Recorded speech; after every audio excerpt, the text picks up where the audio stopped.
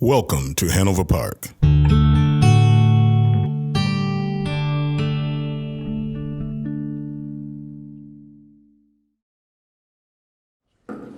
evening, everyone.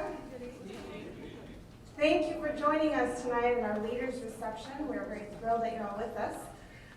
Tonight we will be covering understanding the Black experience in the suburbs, and we have great presentation by Mr. Pete Saunders, and also two panel discussions. So we'd like to welcome you all. I'm going to extend it to Charlene now. Thank you all for being here. Just wanted to recognize our CIDC members without whom we would not be here. So Grace Khan, I'm going to call you out as I see you. Ada, she's our chair. I'm the board liaison. Barry's in the back. Barry Kurtz, he's our staff liaison as well as the HR director. Gurmeet is next to him, Gurmeet Singhalwan. Deb McDonald, and we have a couple more. Ray, and there's Victoria over there. Victoria, would you come? Ray is coming. You'll see him. He'll be our moderator, so you'll do some. I'm missing somebody. Dennis Haffron. He's coming too. He's rolling in from down. He was greeting everybody downstairs, so you've all met him. Today, I think I got everybody. All right. Thank you all. Now I also wanted to welcome our elected officials. If you could either stand up, raise your hand, somehow get noticed. Supervisor from Wayne Township, Randy Ramey. Supervisor for Hanover Township, Brian McGuire. Bryce Yower, Streamwood Park District Commissioner. Mr. Mayor Craig. We have Darletta Anderson, who is Keenanville District 20 board member. We have Eva Porter, School District U46 board member as well. Trustee Herb Porter, our village clerk, Ada Cornel Sepulveda. And I hope I got everyone. If I didn't, please just stand. Oh my goodness. I'm so sorry, Mayor Hoskins. Please stand up. Mr. Rory Hoskins, who's graciously traveled all the way to be our panelist as well. So please forgive me. Yeah, you're in the notes. Somehow I don't know what I did. So thank you all for being here. This has been a great evolving leaders reception. We're going to have Mayor Craig speak for a few minutes, and then we're going to just go over CIDC programming very briefly, and then we're going to hand it over to Mr. Saunders. 1 minute. 1 minute, yeah. That's a little different than Sunday night. I went to, I ended up being the keynote speaker. Little did I know I had a 2-minute speech prepared, hoping it would be one. And they said, "Oh, you're the keynote speaker. You got to talk on and on." Well, that's not hard for me to do, so I'll try to keep this short. I want to thank you all for being here tonight. Our Culture, Inclusion, and Diversity Committee is probably going on, I don't know, we established this back in 2007 or 8 when I was first elected. And we've been building upon that for many years, and now we're starting to really get productive as we go down this pathway of what it means to be inclusive, what it means to be seeking equity, what it means to experience the things we experience. And I'm really looking forward to that. This is 1 to 3 meetings I had. Fortunately, one was canceled that I chaired, so I was able to be here for the introduction. I can be here for an hour before I have to disappear from the next one. But it means a lot to bring all of you in the room and where we come from. It's very difficult. We're all comfortable in our own skin. And when we start reaching out and doing different things, we're still comfortable in our own skin. So how we do this, I've talked about it for years, about getting our arms around the community and all being focused on what it means to work together, understand, be comfortable working with one another. And we have grown immensely over a period of time. And it reflects in our community and how people look at Hanover Park. So I'm really excited to have you all here. Thank you for coming. And I love it when our townships show up. So we have 2 of the 4, and I'm Wayne Township here in Hanover Township. I'm not aware of anyone from the other two townships. If you're here, wave your hand. But certainly, we're right in the middle of a lot of productivity, so we're going to build upon that in an exceptional way. Thank you. Thank you all.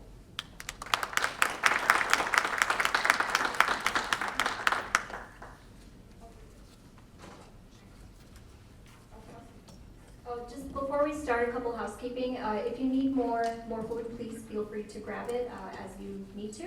And then the bathrooms are also to the left, and then you take another left, so I get lost every time.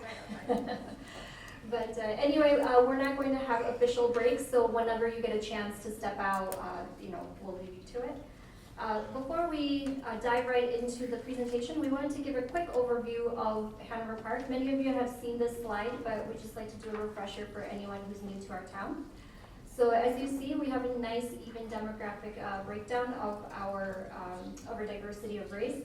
We have a very heavy immigrant population as well, which is 34% are foreign born. So it's not that you speak a second language, which is about 52%, but that's pretty significant compared to our neighboring community. We're a pretty young community too. Our median age is 33 compared to Bloomingdale, which is like 60 something. So we're very young.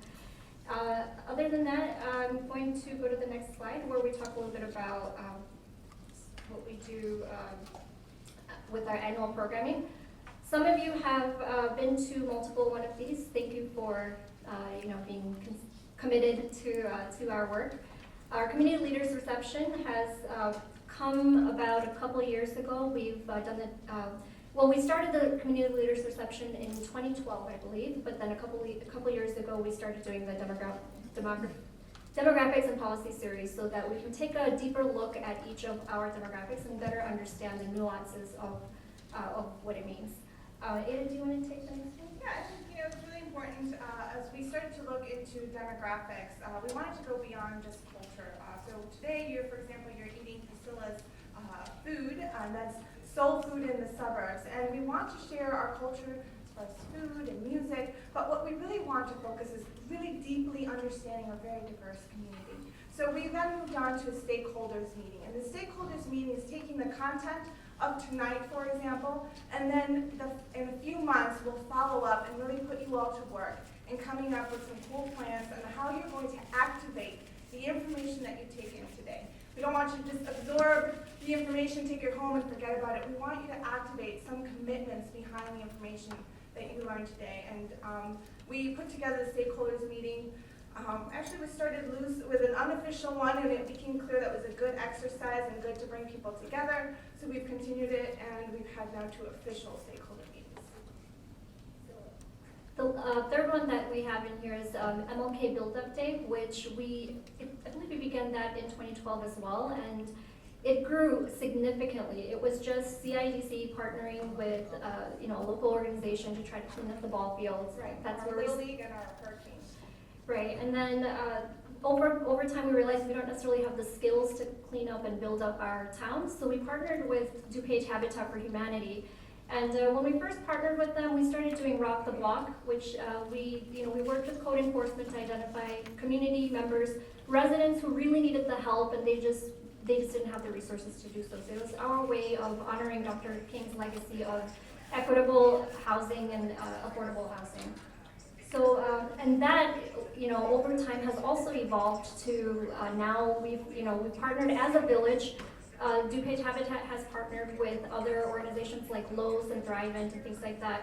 So it has grown into an entire neighborhood revitalization. Last year, that whole project has won the governor's hometown award in 2018. So we're very proud to be a part of that. Another award by the ULI, and it's solidified our commitment with Habitat for Humanity. They have a multi-year, multi-million-dollar project in Hanover Park. So we're very excited that through CIDC we were able to connect with an organization and create that partnership. They're creating new homes, so they're not just doing some work in existing homes. They're redeveloping an entire subdivision and creating new homes there. So that's really important to note. You often bring developers, and they build, and then they sell their homes and they kind of go away. But what they're really trying to create is leadership, and they're trying to create homeowners and instill on our community the importance and the opportunity of home ownership. Home ownership isn't always accessible to everyone, and so they really make it so that regular working people have access to having their own space called home. The Back to School Mental Health Fair is done in conjunction with Hanover Township, who's represented here, and Centro de Información. We've been doing that for years. It's a great event to really connect the community. We do a resource fair, and then we have a backpack donation. With cultural celebrations, often we go, well, why don't you guys do this cultural thing? We have so many cultures to celebrate in Hanover Park, and very early on we tried to do that as a committee. And we realized that as a volunteer-led by residents committee, it was difficult to really stretch ourselves. So what we said was, okay, we'll partner with existing organizations. So if you know of any organizations that have cultural events that need a proclamation, we would be happy to work with you on that partnership and to promote it out into our community as well. So that's how we've been really creating some partnerships.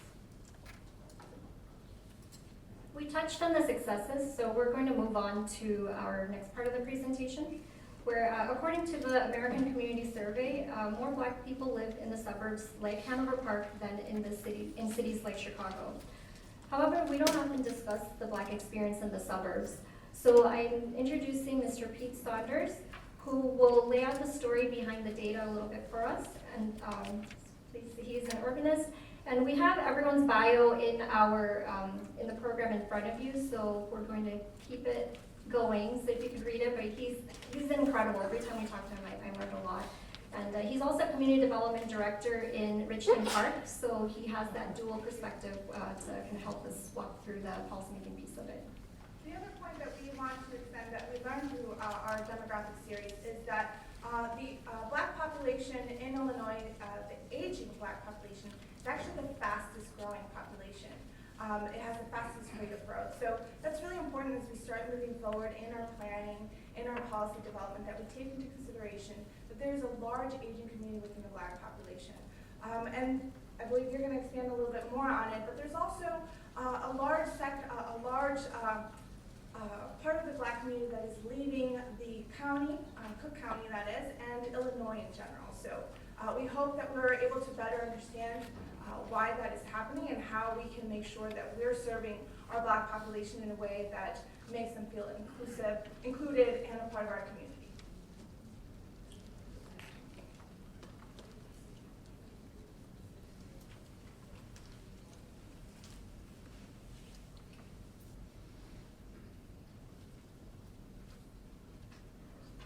Well, thank you very much. I'm really pleased to be here. Once again, my name is Pete Saunders. And as they said, I am, my day job is as the Community and Economic Development Director for the Village of Richmond Park in the South Suburbs. But for the last, probably 7 years, going on 8 years now, I've been a writer, blogger. I was told today that I was a demographer, but I've only become a demographer by learning by doing. But I'm an urban planner by trade, and went to school for that, and I've been practicing as a planner for the last 25 years plus in the Chicago area.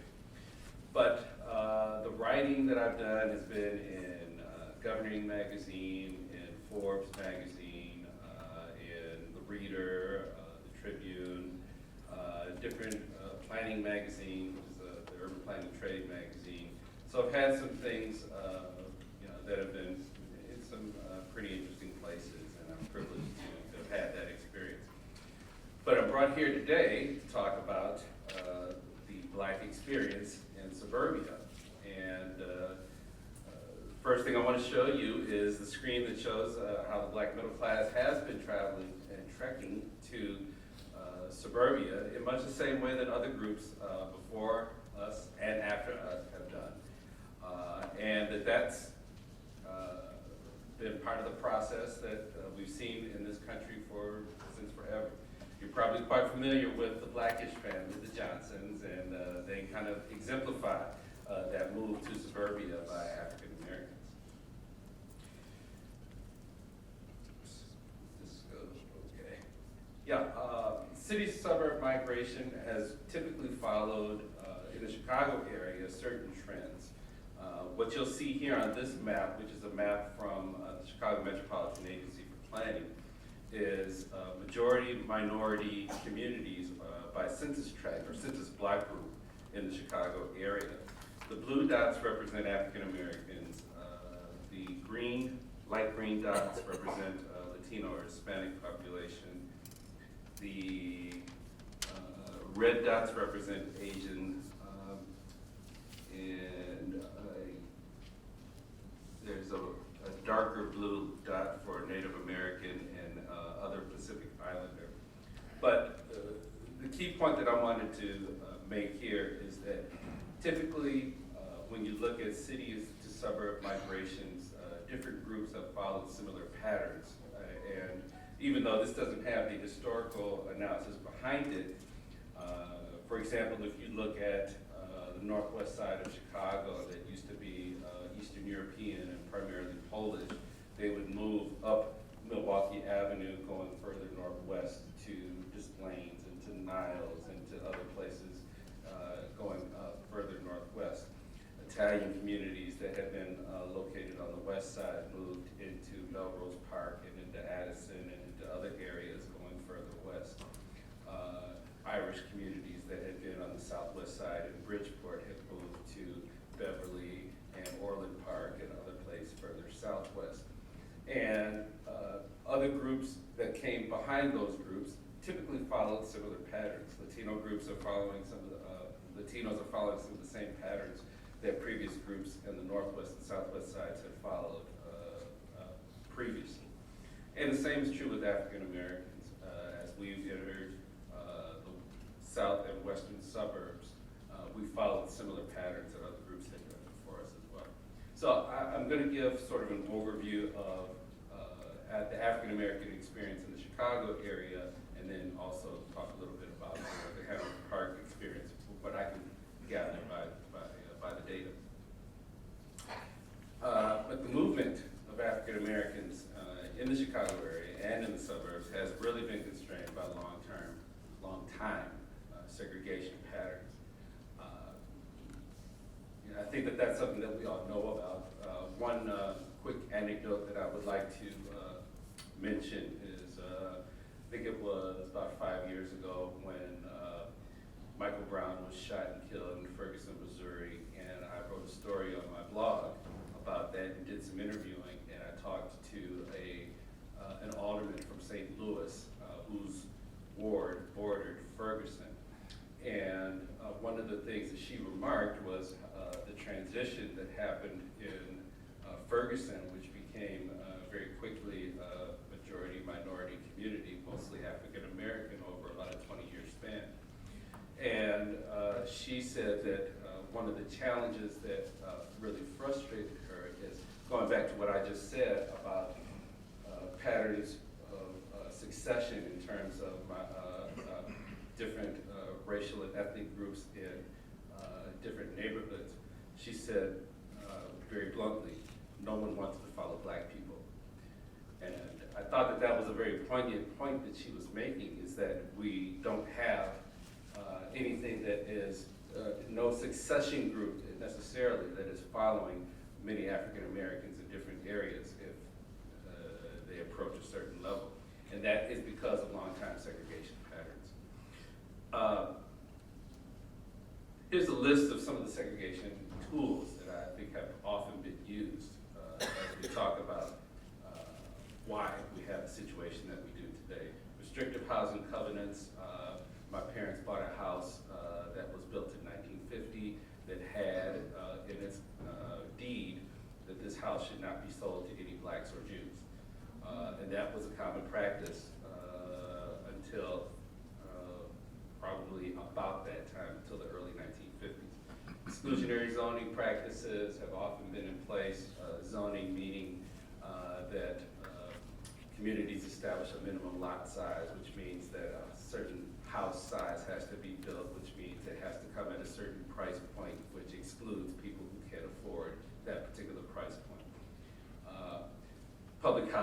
construction, urban renewal, interstate highway construction have been tools of containment as much as they've been tools of dismantling or dissuading people from coming into communities. And then, of course, underfunded city services, aggressive police tactics that lead to over-policing in some communities. All of those are tools of segregation that have been used at various points in time. Here's the Chicago data. In 2017, you can look at the number of people overall, the number of African Americans that are in the Chicago area. And I took a little bit of a liberty to break these down just a little bit and tell you where major concentrations of African Americans in suburbia really are. First of all, there's about 9.5 million people in the Chicago metro area, which is about the 9 or 10 county area that extends into Wisconsin, contains most of northeastern Illinois, and extends into Indiana. About 1.6 million African Americans live there. About half of all African Americans in the metro area live in Chicago. And that is a number that probably as recently as 1990 was closer to 75%. But as more and more African Americans have been traversing into the suburbs, that number has been declining. But as you look at this, the two places where African American suburban population really has been growing has been in West Cook, which is principally Proviso Township, and then in South Cook, which is Bloom, Bremen, Rich, and Thornton Townships. Between those, they comprise about 19, almost 20% of African Americans in the entire metro area. And if you look at the column on the far right-hand side, it says sub-area share. That speaks to the number of African Americans in the given geographic that's on the far left side. So that 33% means African Americans represent 33% of the population in Chicago. That 34% means for West Cook, 34% of the people in Proviso Township are African American. That number is 58.7% in the 4 South Cook townships. And then the balance of the Chicago metro area, which in this case would include Hanover Park, it's much smaller, even though the number is large itself, over 400,000 African Americans among the 6.2 million living in the rest of the metro area. That still amounts to only about 6.6% of that. So it really speaks to the concentrated nature of African Americans living in the Chicago metro area.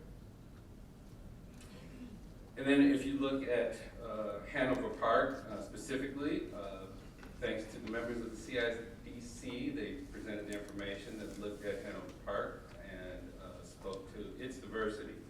And their data is the same as mine. It shows it's about 8% African American here in Hanover Park.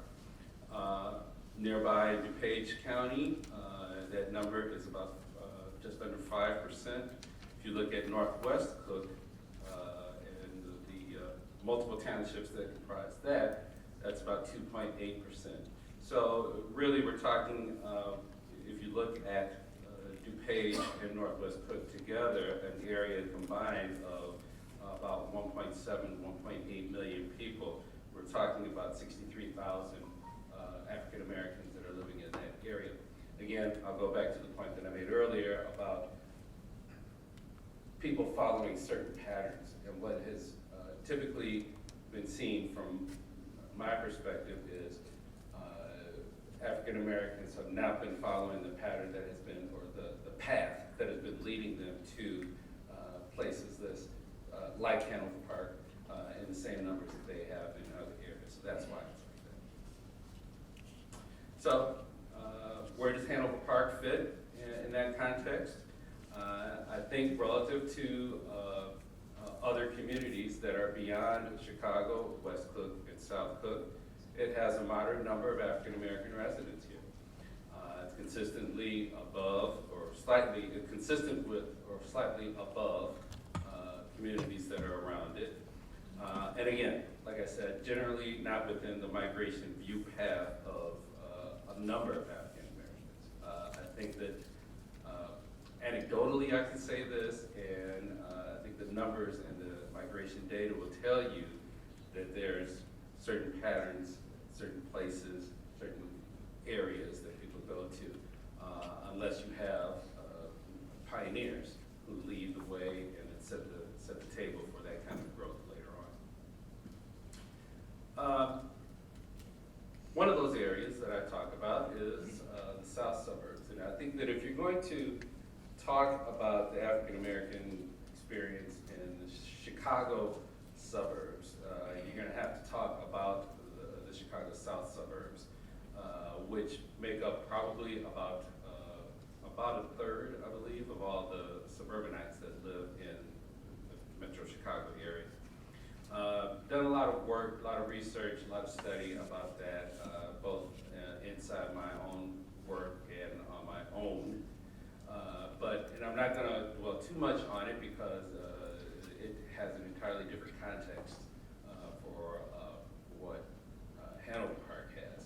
But I think it bears understanding so that we can know what, like I say, a big part of the African American experience in suburbia really is. South Suburbs really comprises about 40 different communities that are located south of Chicago and to the east, really kind of bounded by Chicago on the north, Will County on the south and west, and the state of Indiana on the east. Really about, like I said, about 40 communities, small in nature. I think the largest is Calumet City, which is about the same size as Hanover Park, about 37,000 residents, and multiple smaller communities, some under 10,000, some under 5,000. So really diverse area, taken together is about the same size as the city of Atlanta, about 450,000 people in that area. Actually compares very favorably to the city of Atlanta in terms of area, in terms of the number of people, and in terms of its racial and ethnic breakdown. Very quickly, South Cook was largely a truck farming area after World War II. Became a big-time bedroom destination for many residents who were looking for more space and affordability leaving Chicago. Manufacturers followed them, and they built, leaving the small factories that died to the south side, and looked for more spaces in places like Harvey and Lansing and other communities in the south suburbs. And it became a key job center on its own as a result. This map shows some kind of a quick estimate of how the communities broke down. The light blue areas are communities that were sort of the working class job centers. The bedroom communities that grew up in the south suburbs. The dark blue areas were the job centers. If you look at Harvey, Chicago Heights, Markham, and further to the north, there's Blue Island and Alsip. Those were where major job centers were located. The light blue area towards the middle was sort of the professional class areas of Homewood and Flossmoor and Park Forest and Country Club Hills.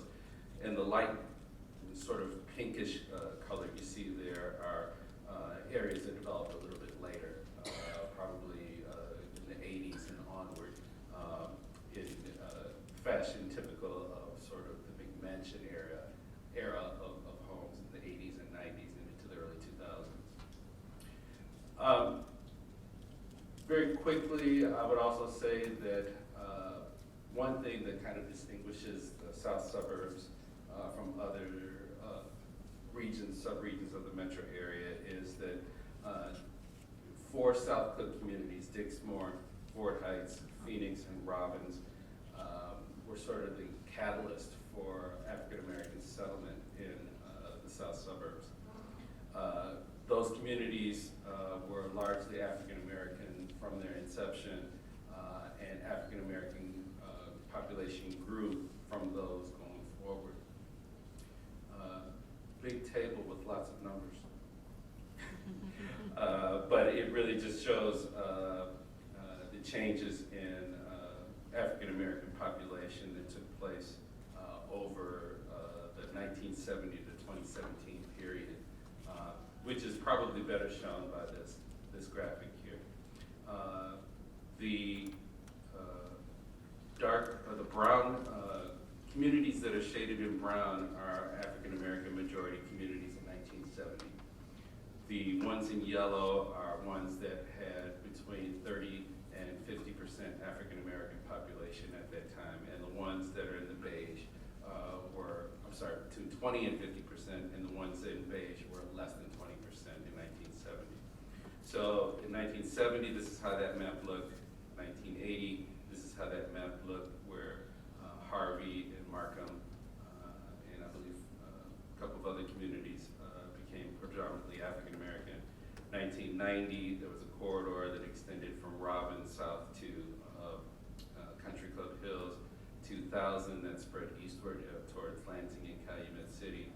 2010 encompassed much of southwest Cook County to include Matson and Richton Park and Park Forest. In 2017, it became a predominantly African American area. South Suburbs improved the wealth prospects for many of the residents there, but not all. And part of that is because of unique economic, tax, and challenges that the area has.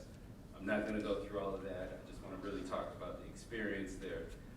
But income, home values, jobs, and taxes had an impact on the African American experience in South Cook County. I will fast forward over these because, like I said, I think it's less pertinent to the Hanover Park experience. But these are all the things that have impacted where South Cook is right now. Generally what happened with South Cook, manufacturing job loss, the loss as a result of those job centers. I think there's also an adherence to a bedroom community mindset that has kept it from making the appropriate changes to modernize itself. And it's remained an affordable location in what's really a regressive tax environment in terms of property taxes. I think of the 250 or so communities in Cook County, the 40 or so communities in South Cook are among the top 50 in terms of the highest property taxes. So there's this issue of taxes being a real problem, and that is exploited by Will County and Indiana that continues to draw businesses and residents away from South Cook County. Speaking more broadly, big picture, the experience in South Cook and the experience is equivalent to the experience of African Americans in other places outside of throughout the country. I first heard about this at an American Planning Association conference where at a panel discussion that I went to, planners from Prince George's County, Maryland were talking about their difficulty in trying to attract retailers to Prince George's County, which this was probably early 2000s, and they were saying it was the highest predominantly African American, or had the county with the highest income African American population, which, let me say this right, it had the highest income of any majority African American county in the nation. It was a high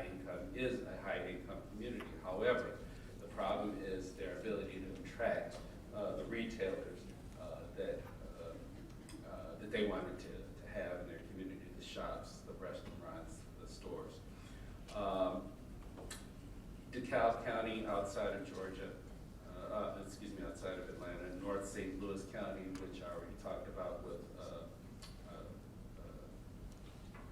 what's the name of that? I just mentioned it. Ferguson, thank you. I don't know why I kept thinking Charleston. Parts of Cuyahoga County outside of Cleveland, parts of suburban Wayne County outside of Detroit. I think Mr. Rogers, Reverend Rogers, probably from Detroit, knows when I say parts of Wayne County, I'm talking about places like Ecorse and Inkster, and then other areas that are outside of Detroit as well. And then also parts of the Metro Philly area too. So this is actually a sad scene in one of the south suburbs that shall remain nameless. But there has been this impact of decline that's happened in much of the south suburbs, and it has resulted in a lot of the social inequality that kind of hurts that place today. There are a number of policy directions. I don't think that we really need to go talk about them in any great detail, but I think as it relates to Hanover Park, I think some of the things that they probably ought to be considered as we look at how we make a community like Hanover Park amenable and attractive to African Americans and comfortable for African Americans as well as other groups is reimagining the physical environment, which is one of the recommendations I said for South Hook.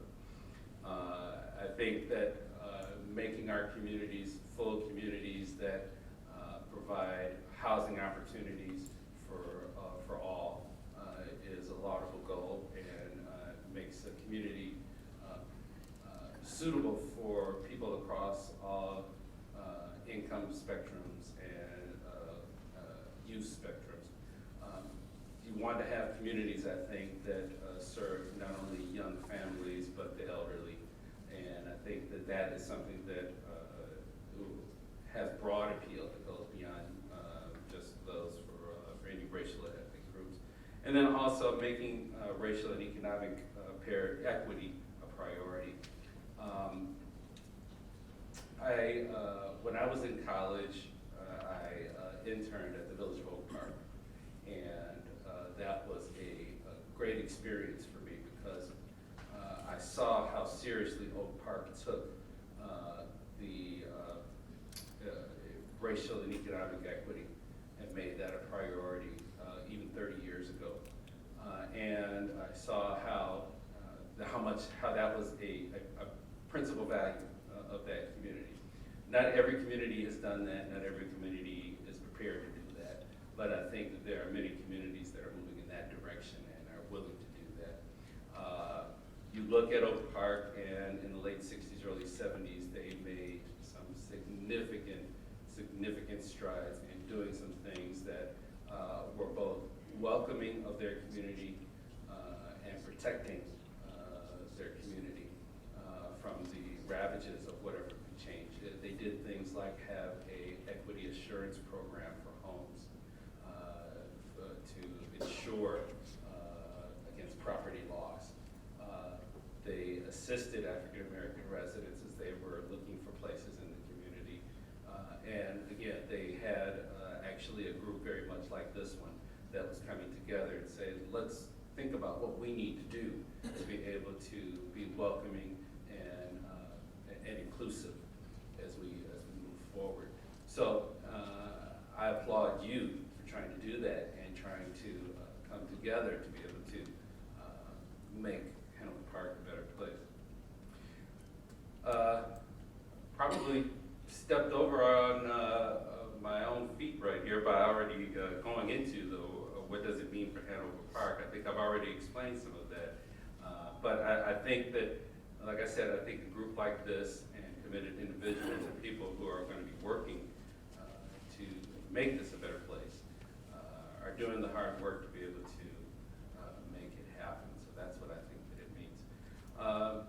With that, I'd be happy to take any questions or thoughts or any comments or anything that you have to say.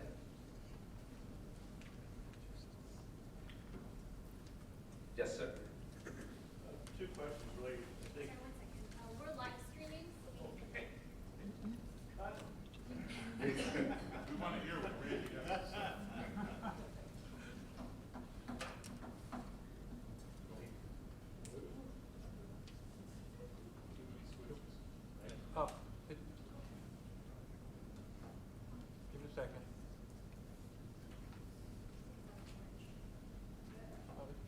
There we go, I think I got it. Just gotta hold the button, looks like.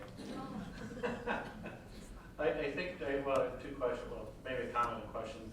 I think property tax is hitting everybody, and I think you're right, we need to have changes in that, where you have people who are paying more on property tax than they are for their mortgages. And that's what's driving a lot of people out of their homes. I guess my question more goes towards the economic equity you spoke of in that final page. Where do you see the best efforts to move forward on that? That's a good question.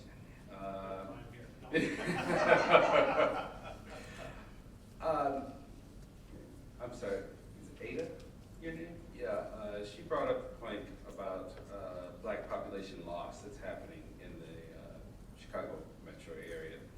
I wrote a story that was in the Reader back in January, which I called Chicago's Black Exodus. And I also assisted the Sun-Times with a series that they've been doing on Chicago's black population leaving with Ed Zion. What's happening, I see, is a lot of African Americans deciding to leave the region altogether because they feel like the economic fortunes are just not strong enough here for them. That they feel like they are locked out of economic opportunity, that there's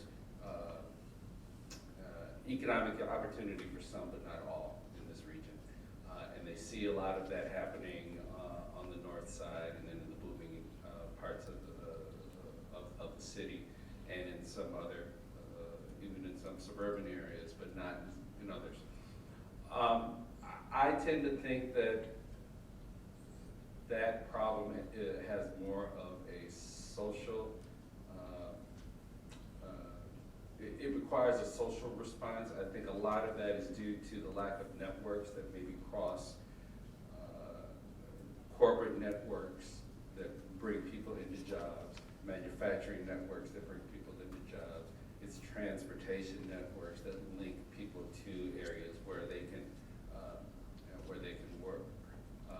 But it's a real challenge right now. I see it even in my own family where I've had family members who decided, I'm pulling up stakes and I'm going to move to Atlanta. I'm pulling up stakes and I'm moving to Houston or Dallas. I'm pulling up stakes. My sister lives in the DC area. She's been trying to get me out there for 25 years. And my brother lives in New York and he's been doing the same. But there are a number of African Americans who are feeling like Chicago does not display the same kind of opportunity for us that it does for others. I'd like to change that. I like it here. But I may have a follow-up real quick. I was in the legislature for 8 years and worked with many of the, I'm sorry.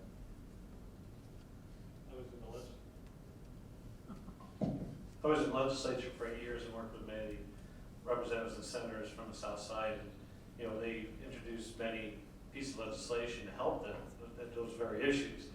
Do you think on the state side they're doing much to continue that, or is there a pushback from like Chicago or Cook County that restricts some of the growth or economic opportunity?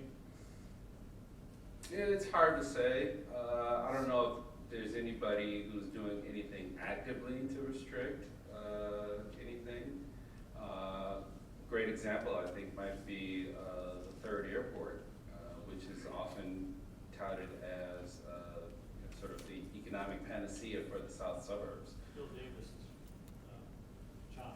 Yes, yes. But I think that there are legitimate questions as to whether there's actually a need for a third airport.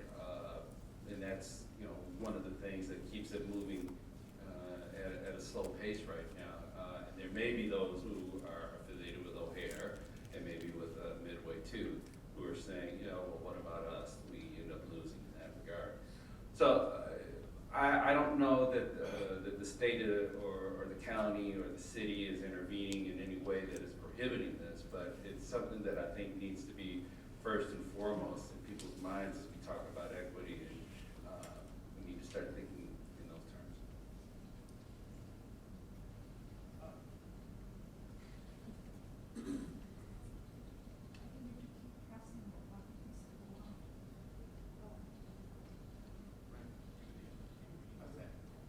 Okay. I find the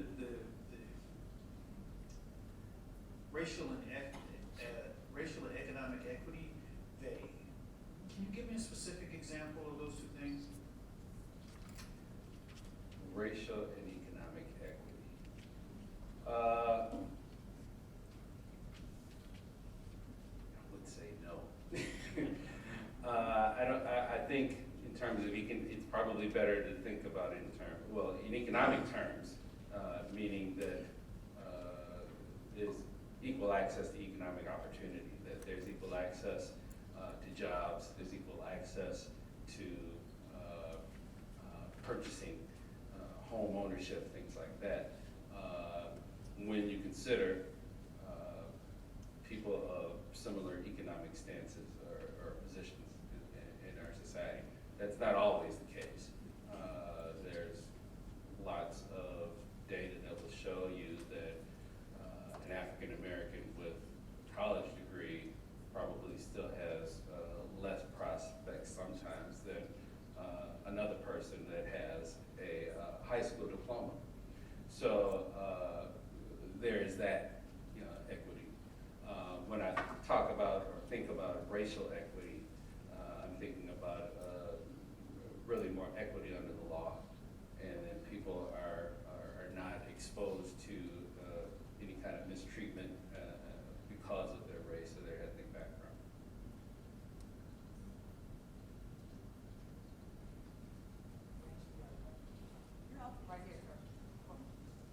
Hello? So, good evening. I have a question for you. So, one of the things I notice as a member of a large corporation out here is that a lot of the African Americans who I'll interview for jobs, and I do a lot of hiring, may come out of the city, don't eventually move out here because one, we don't have the transportation, or they don't necessarily meet, in some cases, the educational or the job experience that's required. And so, if we don't have the transportation system, property taxes affects everyone. They don't have the ability to then get the right experience or get the right education. It's like a never-ending situation that you can't necessarily affect. So we can't necessarily change what's happening with PACE and RTA.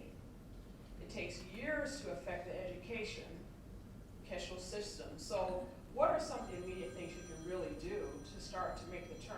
Otherwise, we're talking about 10 to 20 years, and by that point, you're gonna have lost a lot of the middle class African Americans will have moved. Like you said, all of our family and friends are all moving to, to New York, to Atlanta, to Texas. So what can be done in short term? Yeah. I do think that transportation is a big piece of it. I do think that being able to get jobs or people to jobs is a big part of it. I think that I would like to see the kind of improvements in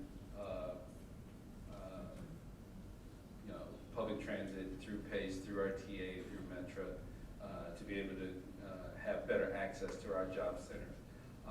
Although I think that one of the systemic problems and challenges that we have is that we have the transportation system that we have to serve the people that it was initially intended to serve, and that it was intentional that we have these weak transit networks in some areas to keep, there were that's the exclusionary practices that are happening and that are at work. I also think we need to be able to bring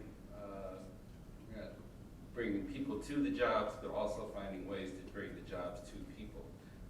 That's something that I think that, as I look at Chicago, that Mayor Lori Lightfoot has really been trying to do when she's been talking about marijuana dispensary licensing and casinos and placing those new uses in neighborhoods in Chicago that are currently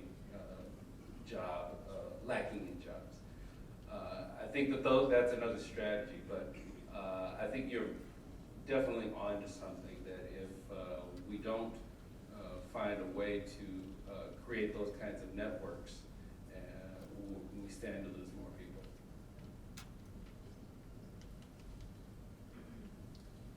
Thank you. Hello.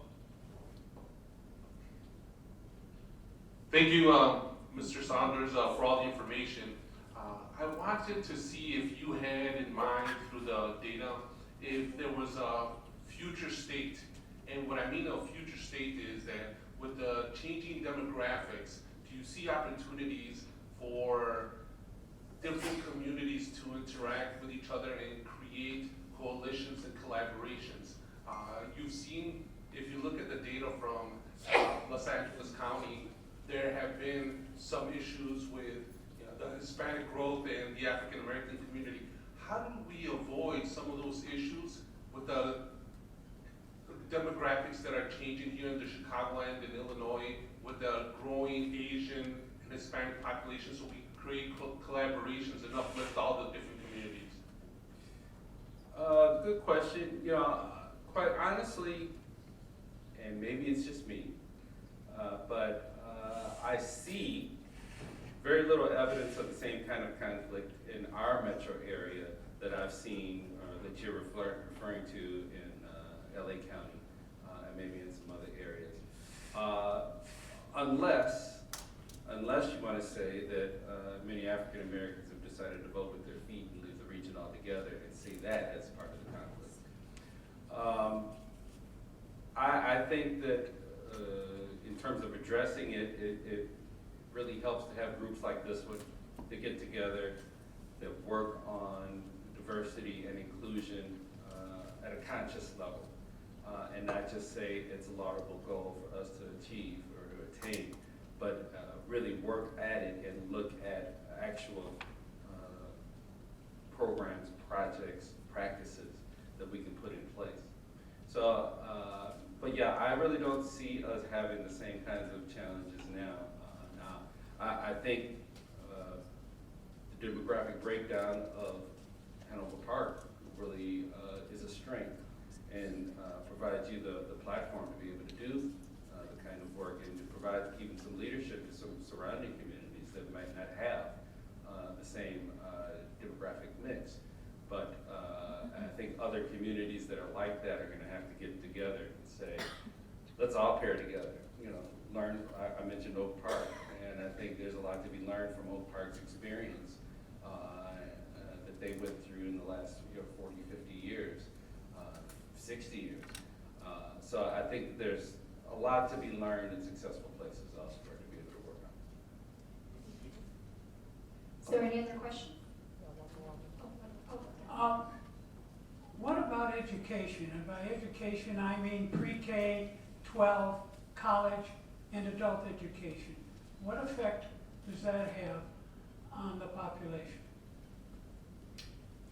Well, I mean, how important is it? Well, I do think it's important. If you want to talk about the importance of education, I think that one of the things that has really kind of served as a catalyst for the population drop in Chicago was the closure of more than 50 schools in mostly African American communities on the south and west sides of Chicago. I think people saw that as a signal that they were losing anchors and institutions in their communities, and decided, I guess I'm not going to live there anymore, or make some choices to move some other places. I think it is important. I think that investing in schools, investing in at all levels, pre-K, elementary, and secondary education, I think is paramount. So I think we need to invest in education to be able to make sure that that it becomes an attractive amenity that brings people to communities. We have room for one more question, if anyone else has a question. Otherwise, we can move on.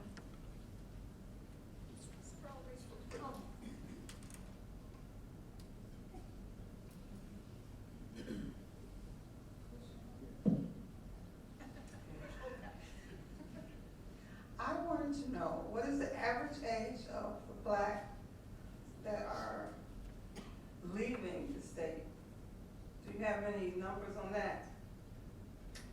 Yes, I don't know what the average age is, but I have those, I can't remember. Actually, my research has shown is that the people who are leaving, African Americans who have been leaving the Chicago metro area, are typically in the 45 to 64 age, 35 to 54 age group. And then in the 10 to 19. So we're losing sort of young, middle-aged people and their kids. These are families that are deciding they're picking up stakes and they're leaving the metro area. I think I read somewhere about, I think I heard on the radio that the number of African Americans in the Chicago public schools fell by 4,000 over last year, which speaks to adults and taking their kids, their families, and leaving. Many of them are moving to suburban areas, but generally suburban Cook has been relatively flat in terms of its overall population change among all groups. And the collar counties have been growing slightly. So, but in Chicago, I know that it's mostly middle-aged people and their kids taking their families and leaving.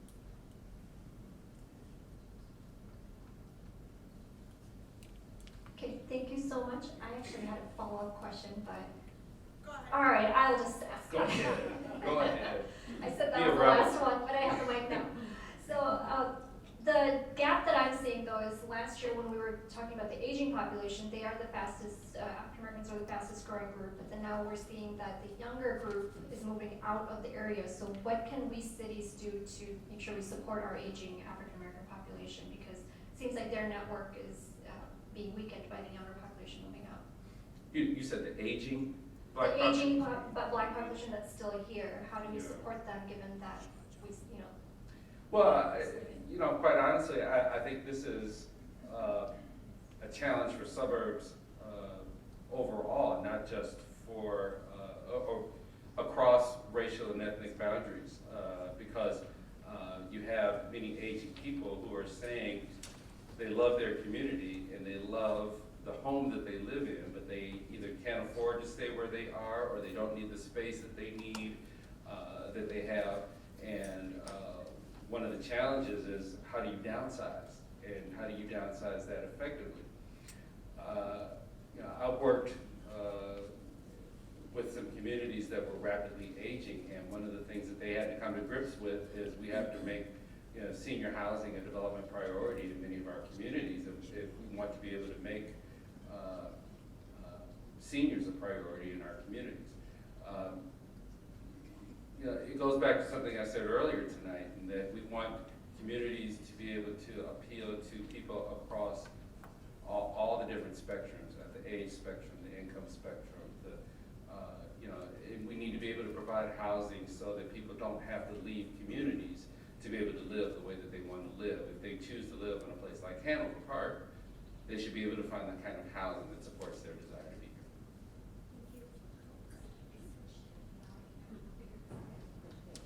here. There we go. So thank you so much for the presentation as well as taking our questions. We're going to, Thank you very much. and now we're also going to introduce, I'm going to introduce Ada Corral Sepulveda and Ray Alvarez, and they're going to moderate our first panel. Our speakers for our first panel are over here, Mr. President Mike Childress, Trustee Porter, where are we? Pastor Rogers, Mayor Hoskins, as well as Sheikh Harrington. If you guys could go up there and sit on the dais.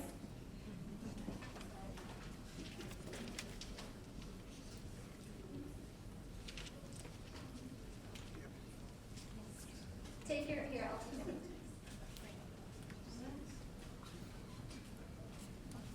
Pastor Rogers.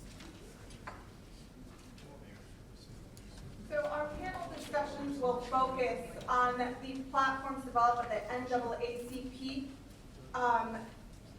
We will go through the experience. We have some questions. So these questions were developed by our committee members, our Cultural Inclusion Diversity Committee members, and they incorporate the tenets that are set forward by the NAACP in pushing and empowering the community forward. We have our first panel focusing on government and community engagement. And I'd like to say a very brief note on each of our panelists. Mayor Rory Hoskins, who's here, he has lived in Forest Park since 1999. He just was elected mayor this year, the 2019 municipal election. He's from Galveston, Texas, and he was previously village commissioner for Forest Park for 2 terms. He is a graduate of the University of Texas at Austin and has a Master's of Social Work from Loyola University and also a Juris Doctorate from Loyola University. Trustee Herb Porter was born and raised in South Side of Chicago. Then he spent 40 years in the suburbs, specifically 38 in Hanover Park. He is elected as our very own village trustee. You're usually on that side. Change your face. And he is an alum of an HBCU. He is also married to Eva Porter, who will speak at a panel later on today. Shaikh Khalid Harrington is the Imam and resident scholar of Masjid al-Huda in Schaumburg. He has completed 6 years of a link course from Islamic Institute of Elgin, and he also studied at Jalal Qasim for 10 years and completed a degree in Islamic law. He grew up in Kentucky and is now living in the Chicago suburbs. Reverend Freddie L. Rogers Jr. was licensed and ordained in Gospel Ministry of Jesus Christ in September 1992 in Oakland, California. He currently serves as pastor of Destiny Church in Hoffman Estates. And he's also part of the Schaumburg Hoffman Estates Clergy Alliance, which Hanover Park participates in. And finally, we have President Childress. He lives in Bloomingdale. He has a bachelor's from the University of Dubuque, Iowa, an MBA and an MHRM from Keller Graduate School of Management. He is currently with Verizon Wireless as a technical support manager. He was elected Bloomingdale Park District Commissioner in February 2011, and he is currently the president of the DuPage County branch of the NAACP. Thank you all so much for being here with us tonight. We have a great panel. You all have great academic achievements, and you both also are leaders. You're all leaders in our community. So Ray, if you would kick it off with the first question. Yes. Last year we discovered that African American population in Illinois is aging faster than any other demographic. Given the migration patterns discussed by Mr. Sanders and the loss of familiar support structure, how are we supporting our aging residents? So we're going to take that to our faith leaders first. If we can have Reverend Freddie Rogers, how do you see the support to our aging Black population?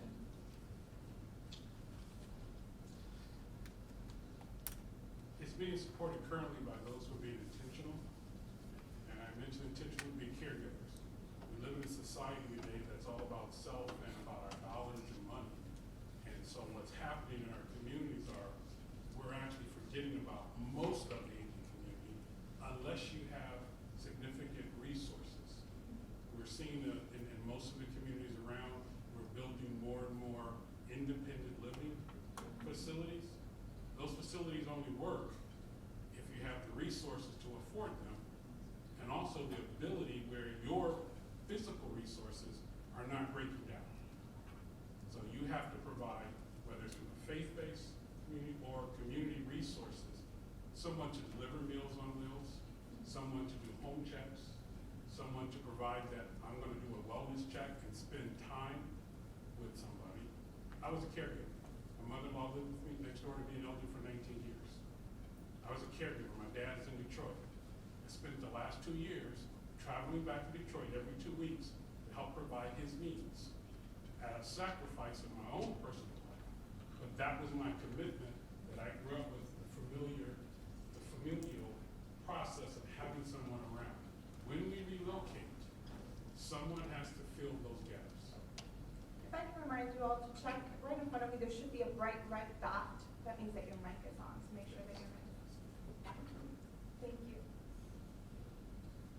the municipal level, Trustee Porter, how do you see this impacting the Black community, particularly the aging population? Well, what I think we're doing from the municipal level is that we are collaborating with community organizations, community action groups. I happen to sit on the board of the County Economic Development Association, better known as CIDC. And one of the programs that we are involved in and have been promoting is a housing assistance program, which provides housing assistance to both low-income individuals and also to seniors that are in the community. So through those type of partnerships with community organizations that offer those type of services, I think that's how we are able to assist the aging population to remain in their homes or provide them with viable options for other types of housing accommodations, as Pastor Rogers has mentioned, with some of the assisted living or independent living communities that are popping up. We are in the process in Hanover Park of utilizing our TIF funding, which means that we are partnering with a developer to build an assisted living, independent living community right here in Hanover Park. And our purpose for going down that road was with intentionally wanting to provide some type of senior housing options for the residents of Hanover Park. How do you see the health inequity gap closing? And I'd like, if I can get also a perspective from DuPage County, what are the resources available in the Cook County, as you just mentioned, CIDC, Cook County, President Childers? What would be a resource available to our DuPage County residents? Well, a lot of the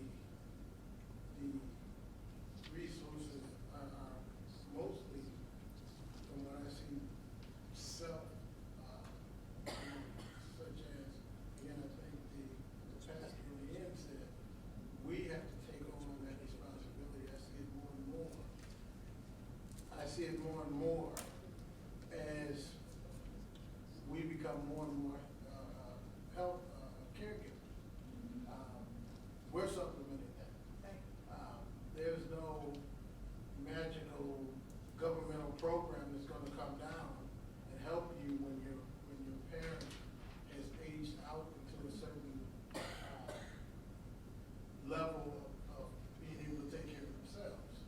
So what happens is it falls back on the family, and then the family has to start to look out for and reach out for certain governmental programs, but it's not always there. Especially when you look at the caregivers themselves. They do an astronomical amount of work for very little money. That's something that needs to be addressed in our society, because these people are taking care of our loved ones, the people that took care of us. And now they're at a stage in their lives where they need the help.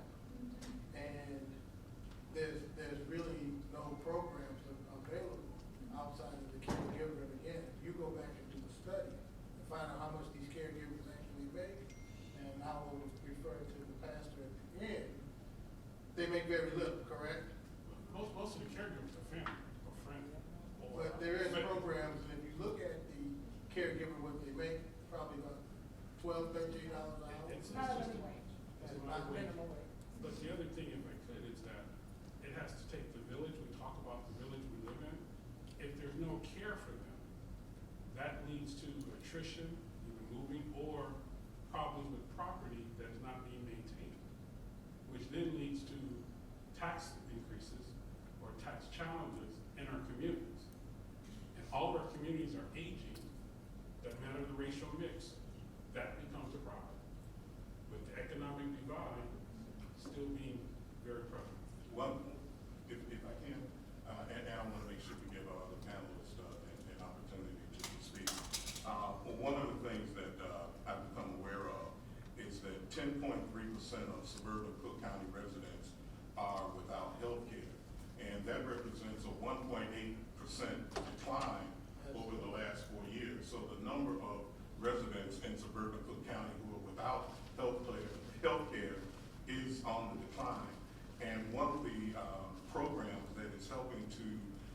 address that situation is an expanded Medicaid program called County Care, which is established in 2013. And so this is an expanded Medicare program that seeks to address that population, that portion of our population that is without health care and may fall outside of the normal range for Medicaid. And I said Medicare, but I meant Medicaid, who fall outside of the range of Medicaid and then are able to receive health care through that. But the prevailing problem and what County Care has established as a prevailing and imminent problem is dental care for adults and seniors is seriously lacking. And there are no significant or substantial programs that are in existence as of today to address the failure of providing adequate dental care for the population. Thank you. Iman Harrington, in your community, what resources exist for those without health insurance? We've mentioned county care, but are those campaigns being made aware inside your community?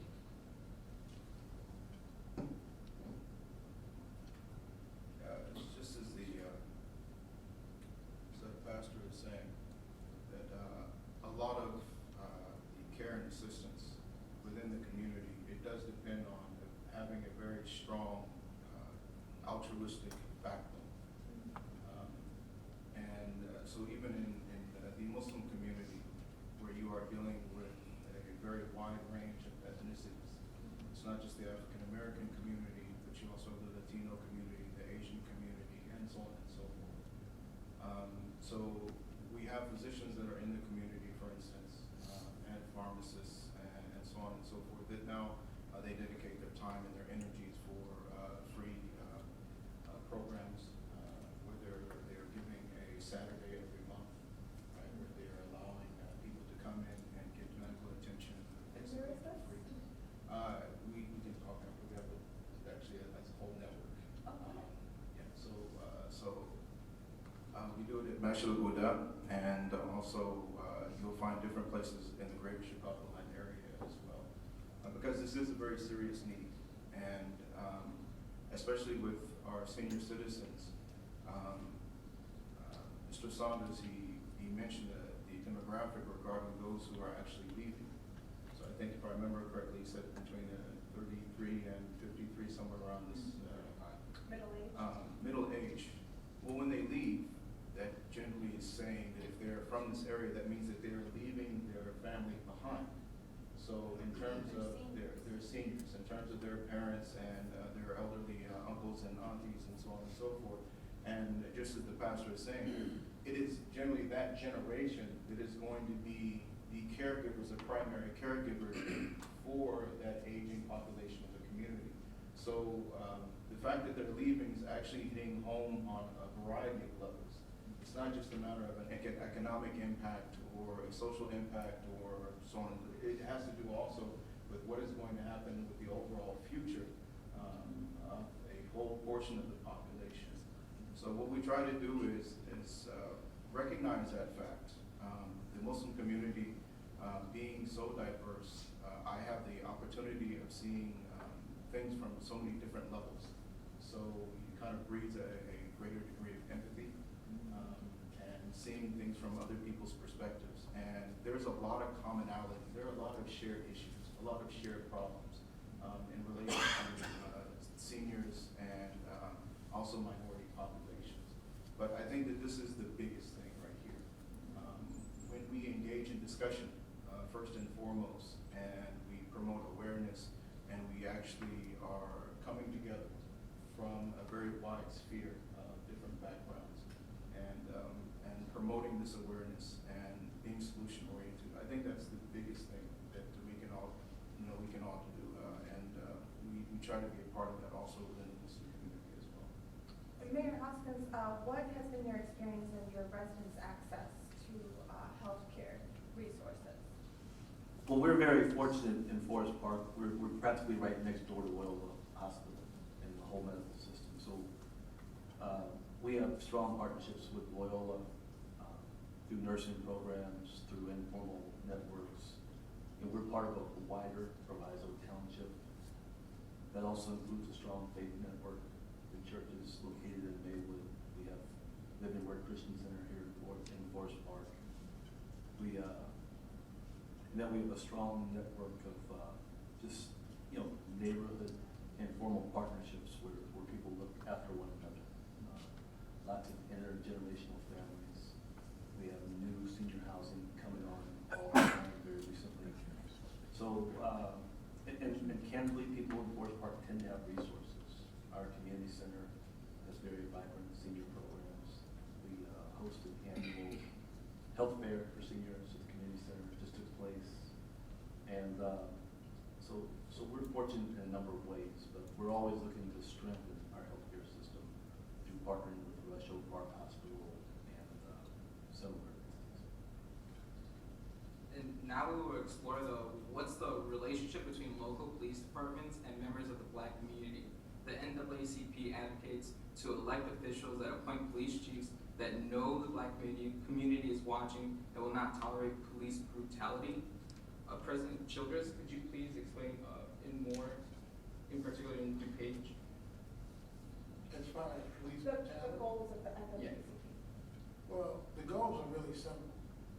Fair and equitable treatment to all citizens, not just African Americans. Each citizen should be treated with dignity and respect, should not be singled out, and always treated in a fair and equitable manner. That's really one of our game changers. When it comes to criminal justice, we need to really examine that. I have a stat here that I looked up today. When it comes to, for example, you have your white on black crime and black on white crime. Since 1982, 34 white people were actually executed for committing crimes against blacks. 306 blacks have been executed for committing crimes against whites. What we're advocating is fair and equitable criminal justice systems for all races, all creeds, all colors. Those numbers are not just some coincidence. So that's where our stance will always be. Sheikh Khalid Harrington, could you give us the perspective also for the Black Muslim experience in dealing with law enforcement? We have just a few minutes.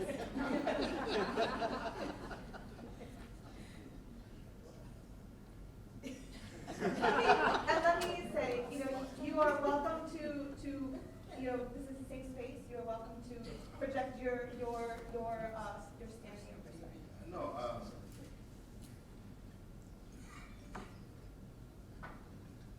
I think I can say safely that the vast majority of the African American community in the United States feels a degree of apprehension, I should say hyper apprehension, whenever having to deal with law enforcement, even if it's just a traffic ticket. As a African American Muslim, it's heightened even more. And I have to put this disclaimer in there also that I have had a lot of interactions with law enforcement, a lot of positive interactions with law enforcement on all levels. And it is by no means is it now a problem with all police officers and all law enforcement. I've had some amazing experiences and dialogue with police officers. And I do firmly believe that as part of being that solution-oriented mindset, that we do have to work together. And we have to understand each other's perspectives, because they do have a perspective as well that has to be heard and it has to be understood. It can't be if they're looking at it from their perspective and I have my perspective, and this person has their perspective, and nobody's willing to now meet in the middle and understand and take in consideration where the other person is coming from, then we're not going to be able to come to any common grounds. But that being said, there is a degree of I don't want to call it fear. I think that's a little it oversteps a little bit. But yeah, that hype and apprehension is there because you're worried on so many different levels. Because the same thing, I receive a lot of prejudice even from the African American community a lot of times. Right, so you're dealing with things on a racial level, and then you're also dealing with things on a religious level as well. So you're kind of like constantly on the defensive. You're constantly on the defensive. So no matter where you saw my facial expression, so you better be careful. So no matter where you're at or who you're interacting with, you're constantly on the defensive as far as like, okay, now, what degree of prejudice am I going to have to deal with? What stereotypes exist in the mind's eye of this individual? How am I going to be treated? That's a very serious concern when you're talking about law enforcement because of the simple fact that they do have the so to speak, the upper hand. If there is an incident, the general perception is going to be that the police officer is going to be believed before anybody else because he is the ambassador of the law, right? So if something does happen, the assumption is that the officer is correct and what do you want to call it? You can say victim, you can say perpetrator, suspect, you can, whatever terminology you want to use, that this person now is guilty until proven innocent. And that's problematic on a variety of levels. But like I said, we do have to engage in this dialogue with law enforcement, and because I have had some, I want to make that very clear, right? I have had some amazing interaction with law enforcement in different parts of the country, in different cities. For me, it's a very bright ray of hope, because I think sometimes we are also guilty of stereotyping, and we are also guilty of passing prejudice as well. So we have to make sure that we don't become and kind of like standing under that spotlight of being a quote-unquote victim, that we actually don't become the criminal as well in terms of adopting our own biases and prejudices and superimposing those upon other people. Right, that's so important to understand all perspectives, and thank you for speaking also to the positive interactions that you've had with law enforcement. That gets lost not by the messengers, but by those receiving the message. The press, the negative stuff gets all the press, and it's not just with community and law enforcement interactions. That's just pretty much across the board. You know, I'm meeting more and more people these days as I'm in gatherings such as this, where they don't want to see the news anymore. Look, see, they're like, I don't check the news, or I only check it like once a day, and I limit myself to 10 minutes because it's just so much negativity that I find it affecting me psychologically. It affects the way that I approach my day, and so we have to try to get away from this constant negativity also. And sometimes that means we do have to highlight and put a spotlight on those positive interactions that are happening in whatever sphere of issues that we happen to be talking about. In this particular case, it is happening with law enforcement. One of the aspects of that question that you were asking is how do we affect that? I think we're all aware of the generalized question of what the question is, and we all have been affected by police interaction, both negative and positive, as an African American throughout our lives. But I think the answer to that is the answer to so many other challenges that we face as a society is training and education. And in this case, I believe that there has to be a focused training and education on those that we give the privilege of wearing the badge and the gun. Training that prepares them to interact with a very diverse community. I know that here in Hanover Park, and I've talked to our chief of police, Mike Minot, who's very sensitive to the fact that they train their officers to be able to handle those type of interactions. Implicit bias is something that, you know, is existing and something that has to be talked about, it has to be trained against it, it has to be drilled into our officers as to how to recognize it and how to avoid succumbing to that bias that is generated in that manner. So I think that what we have to do then as elected officials is make sure that we're communicating with our officers, with the commanders, the chiefs and the commanders in our police departments to make sure that they are, first of all, educating the officers, the police force, educating the police force to the challenges of working in a diverse community and then training them. One of the big issues now and one of the things that we're doing here in town is trauma-informed care. We're training our police officers on trauma-informed care so that when they run across an individual in the street, the question that they ask is not what's wrong with this individual, but what happened to this person. How to deal with mental health issues, training our officers to recognize and to deal with when they run across a person who may be suffering from mental health challenges. All of these things is education and training. And I think as we pour more resources, which is always the bottom line, as we pour more resources into the training and into the education, then the outcomes that we get with the interactions with the community are going to continue to improve. In the suburbs, police departments tend to be very isolated, right? There's not a lot of media focusing on suburban police departments. So in Forest Park, as mayor, I actually serve as the commissioner for police. And what I've done is to be very intentional about who I appoint to the police board.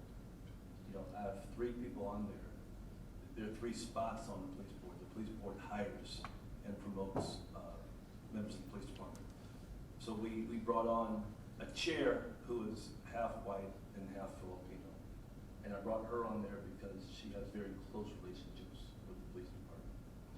I knew that with me being elected as the first black person who's ever elected in Forest Park to anything, you know, I had spent the last probably 16 years educating some of my neighbors on implicit bias and sharing with them some of my experiences with law enforcement. I told the former mayor and a lot of his peers, these are mostly, you know, just be very blunt, they're ethnic whites, right? Irish, Italians who have always lived in the inner suburbs. And I shared with them stories about being pulled over as a 15-year-old jogging in my own neighborhood. Jogging, wearing shorts and a shirt and running shoes and being pulled over by a police officer saying, "Hey, what are you doing here?" I was 60 yards from my house. I said, "That's my house over there. I'm jogging." So what I tell the police officers is that, you know, now you have to understand your relationship with minority communities. Right after I was elected, I sat down with our police chief and I said, "Are you aware of how the minority community sees your police department?" And he says, "No, Mayor, I'm not." 12 years ago, we had a police officer who was sent to federal prison for beating up and breaking the arm of a black male. This white police officer just lost his temper and decided to break this guy's arm because he talked back to him and it stopped. And some of his fellow officers had been so used to seeing the brutality that they actually testified against their own brother officer. We have a police department that's had numerous allegations of sexual assault in the last several years. But we're working to change that through deliberate appointments. I also appointed a woman who's a white lesbian who was married to a black woman. And the third appointment was a black man who's an employment lawyer, and he's a very talented employment lawyer. So what I do is I push these appointees on the police department and, you know, encourage numerous interactions, whether it's through interviews, through trainings, so that we can build relationships. So that you take this formerly very isolated police department, and now you have them with very meaningful interactions with lots of black civilian leadership. And so that's been one of the ways I've tried to address some of the gaps in communication and in the police-community relationship. And this is active, and it's gonna come to Hanover Park. I mentioned I serve on Sheka, Schaumburg, Kaufman Estates, and local communities. The faith-based community, all different faiths, we're actively in the middle of meeting with every police department. And one of the things is talking, we keep using this term implied bias. The only concern is not our police officers. That's a part of the problem. And that we're a part of the problem. So we're meeting with we're at Member Schaumburg, Kaufman Estates next, and we're coming to Hanover Park. We'll be in touch with everybody. The intent is to have the conversation about what does your community do and what are they expecting. The second part of the intent is to let them understand that most officers respond to a call. So a lot of times, some of the bias starts in the person making the call. When you call in, there's a person and they're doing this or they look suspicious, the officer is responding to what they've been told. That's where a lot of problems start. You mentioned jogging. I got a 50-year-old son. He was out with friends in a park after curfew. One of the local residents said there's a black guy forcing himself on a white girl. There's a basketball team, all with their girlfriends, in the park after curfew. The officer responds to the call. The black guy. Not, hey, I got a basketball team here. So the training needs to be done. The conversations need to be had. The conversations need to have, the police officers need to be where we are. So we invite them to the church, we invite them to the social gathering, we invite them to speak with us and the leaders so that they understand what's going on and how they're being viewed to diffuse. We actually have a committee with the Sheka Council that our intent is purely this. If you don't feel safe going anywhere, call one of us and we will go with you. That's actively in place today. So that if you don't feel safe going to the grocery store, you don't feel safe going shopping, we will go with you. And our intent is, as we gain approval from the police chiefs in their departments, if there's a community situation taking place, one of the faith community or several of us will show up to help bring peace to the environment. This process works very well.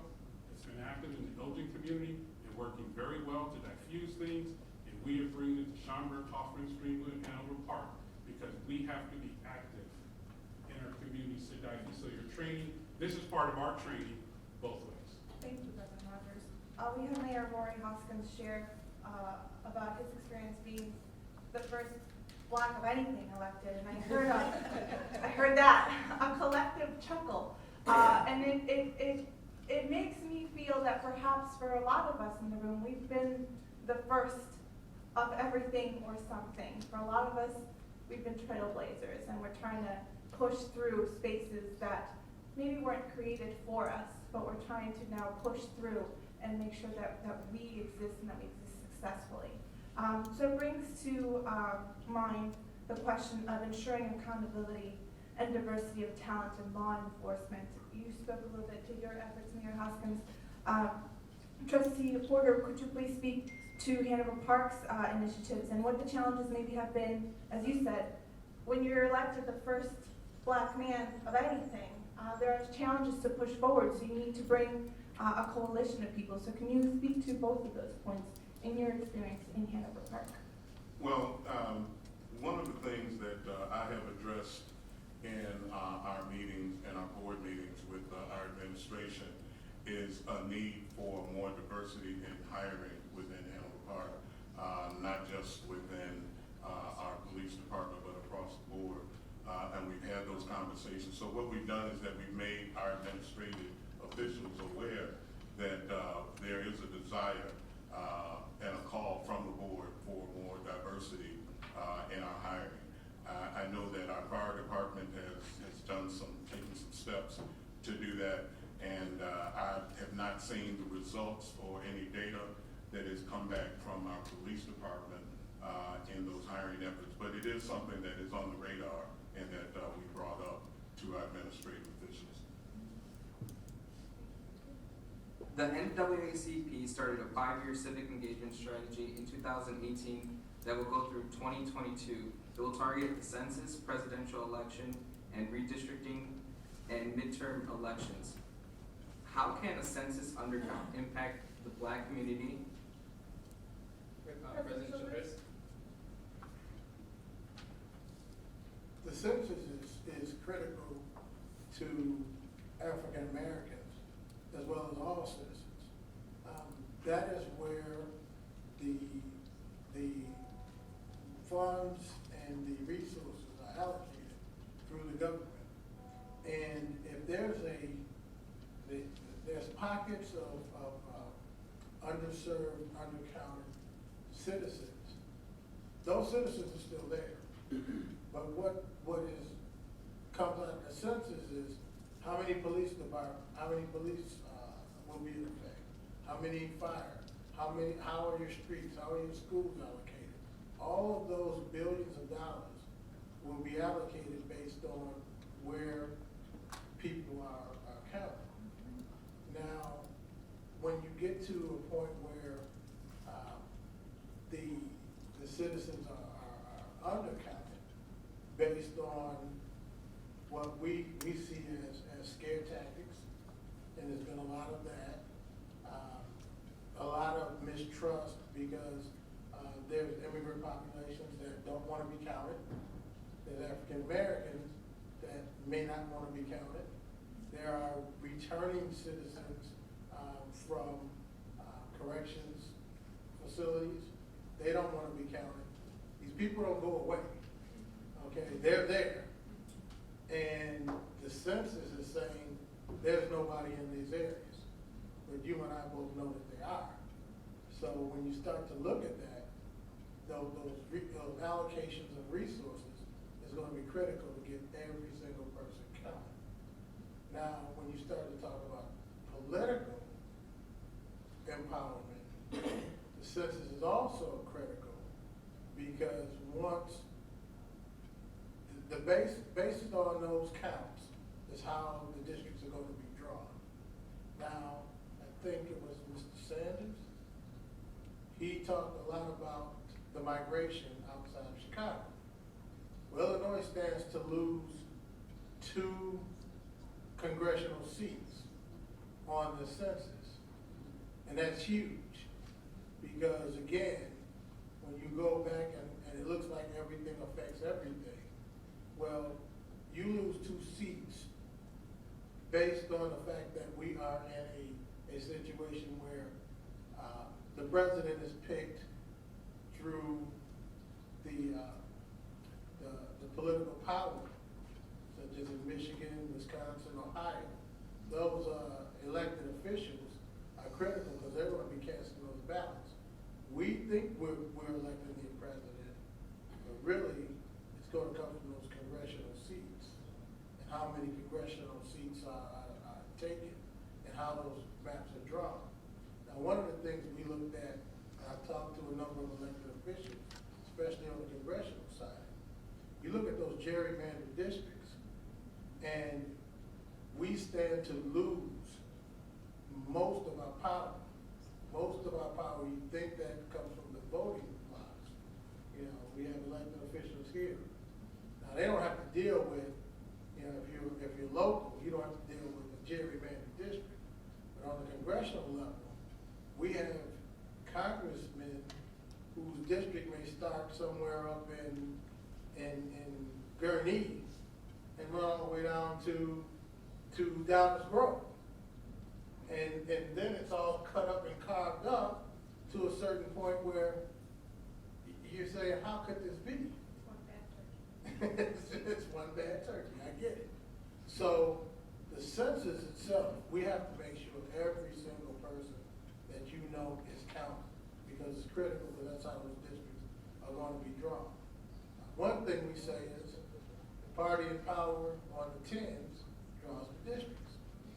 That's just the way it is.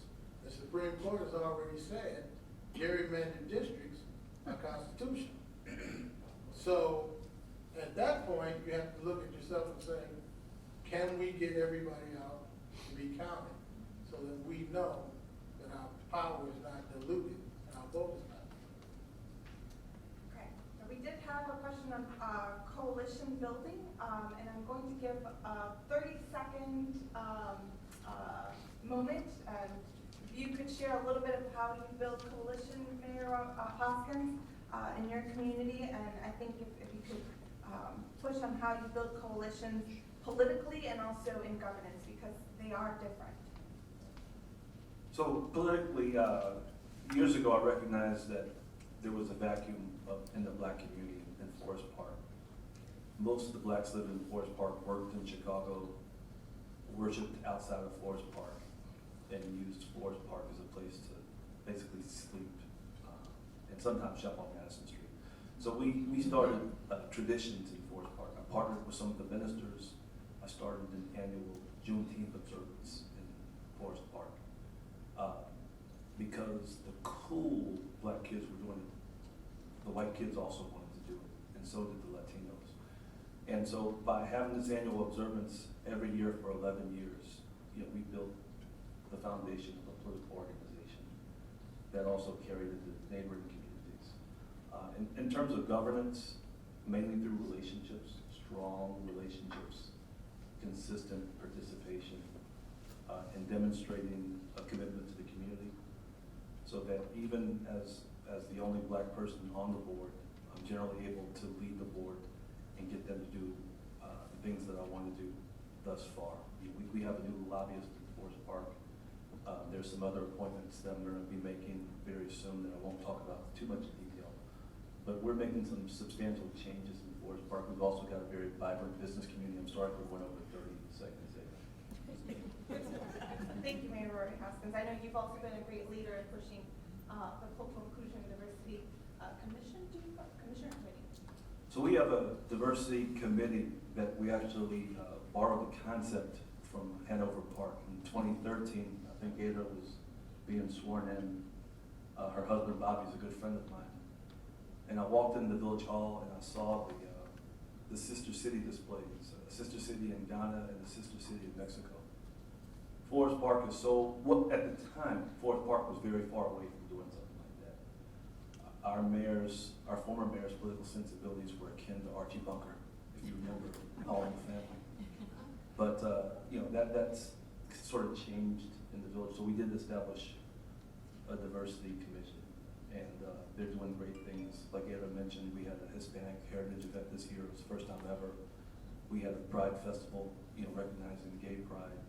And we're going to be recognizing other ethnic traditions in Forest Park so that everyone feels included. Thank you. Thank you to all of our panelists for sharing your knowledge and your perspective, your experience, and your leadership.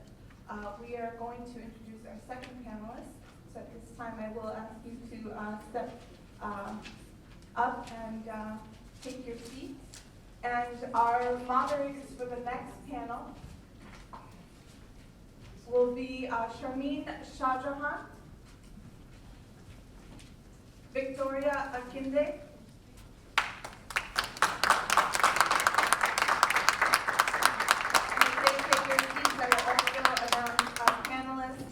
Eva Porter, who is elected on the U46 school board. I should note that this is the second largest school board, second only to CPS. She is a 30-year resident and was also a teacher from Schaumburg District 54 High School. Darletta Anderson was appointed to Keeneyville School District in 2017. We were very proud to see her appointed, needed some representation from Hanover Park. And who else but Darletta Anderson. And she also has lived in Hanover Park for 19 years. She has 2 daughters that attended the district. We have Aki Johnson, who grew up in Hoffman Estates, who was not able to join us. Vincent Haley was born in Canton, Ohio, but he has lived here for 25 years, so we're definitely going to claim him as one of ours. And he and his wife, Pamela, who's in the room, hello Pamela, purchased their home in 1995 and raised their 2 children, Jordan and Bria, in the village. He's very passionate about youth and education. He is the former president of the Hurricanes football organization. Thank you, Ada. And I know we said we're running till 8, but I think we're gonna run a little bit over. So no hurt feelings if you have to go, but our panelists have graciously said that they are able to go a little bit over, so I think we're gonna take up on their offer. So thank you all for being here with us. And we're gonna dive right into it since we're pushing time a little bit. Sorry about that.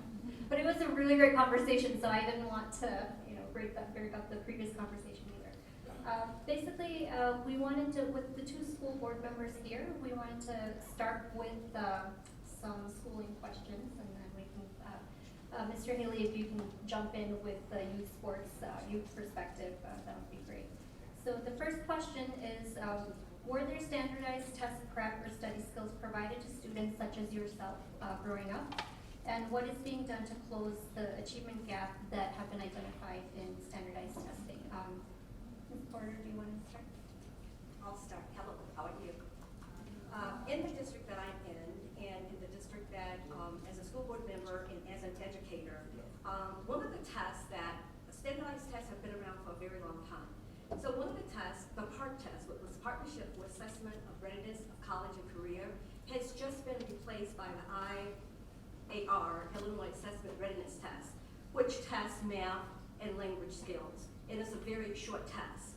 So the preparation process for that is the curriculum is designed so that students should be able to pass the test, as well as all the subject matter, whatever curriculum whatever class they have, is preparation for the test. I know the old thing, that some teachers teach to the test. Well, the curriculum is not designed to do such. It's based on the curriculum as it is. So students should be able to have practice tests. They do have practice tests that, is very similar to the actual test. But I think kids are pretty much prepared. Whenever you talk about like the SAT type test, for college readiness, the libraries do a great job of making sure that they have, I know at Gale Gordon Library, and I know at the Poplar Creek Library, they have free times where kids can come and they can take the test. And I've seen as young as 7th grade, kids are coming to take the SAT test in preparation for college. So I would say to anyone, don't wait till the last minute. The Illinois test is a little bit different. You can't take that at libraries practice. It's just a matter of curriculum preparation for that. The math test is another test that is given, and that test measures academic progress for students. It is not a standardized test, but it also measures where kids are, so teachers can know how to design their personal curriculum, what they're low in, what they're high in, what they need supports in. So there are a lot of tests that's out there. They're not taking tests all year round, but tests give a lot of feedback so that you know what to do with that particular student, so you can help support them in their areas of weaknesses. Thank you. And Ms. Anderson, would you like to check? No, you're good. Hi. I think that from a parent standpoint too, the huge push needs to be educating our parents and letting them know, just like she shared, general places that you can go find this practice test. In school, I know the elementary or middle school, they may take a practice test, but are they really dissecting what each of those questions, where maybe some of the racial biases stand? So it's really important as a parent and as a community member to share information. When you know, oh, my child's been going to this place, they were actually able to download this app that showed them how to learn how to take some of these standardized tests. Because we all know that, in the past, moving to now, these standardized tests for the Black child has not proven to get them exactly into maybe some of the correct classes that they do need. They could be in, they should be in upper level classes without a parent to advocate for them. Some kids are left behind because they did not understand, they have test anxiety.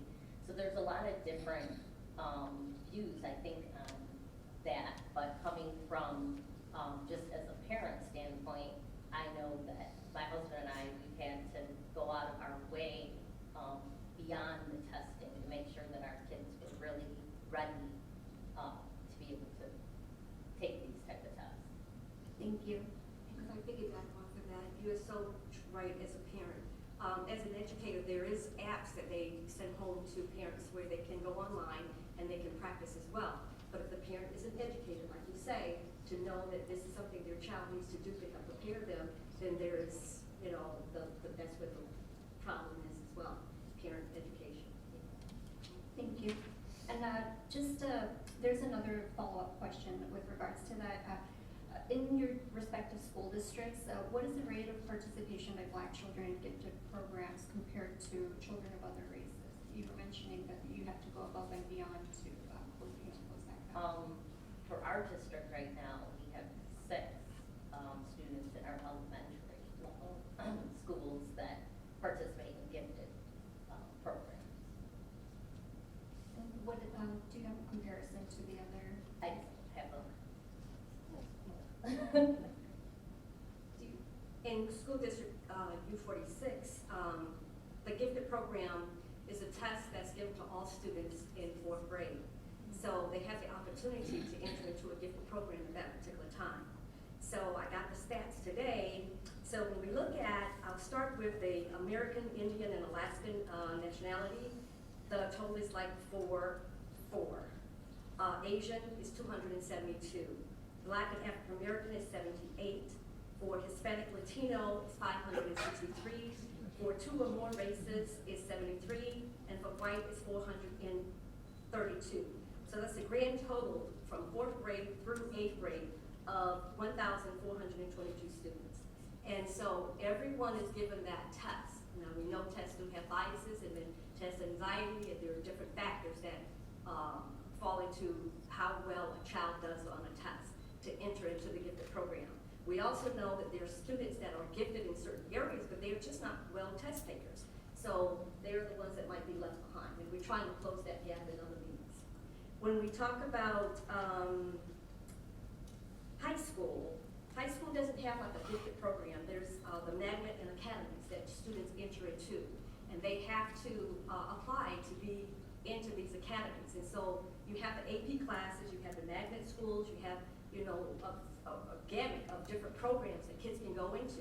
And so there is parental education, making sure that the kids are applying and applying on time, because there is a time frame when they have to apply to enter into these magnet academies. I call it the private school and the public school. So you have to make sure that those kids are doing what they need to do when they need to do it, so that they can be a part of that. Then you have the dual language program. You have those kids that can take classes at like ECC or places like that. Some students are in the magnet programs. When they graduate in 12th grade, they're graduating one day from high school, and then they're also graduating with a certificate from associate. So I'm looking into that because they have to apply even to be in the program, to be in the dual language program, to be dual credit program. I said dual language, I meant dual credit program, to be able to have those college classes so that when they go to a 4-year university, they already have completed their freshman and sophomore year, pretty much, those basic courses.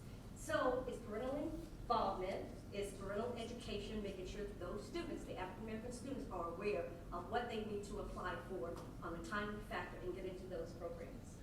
If I can just comment real quick.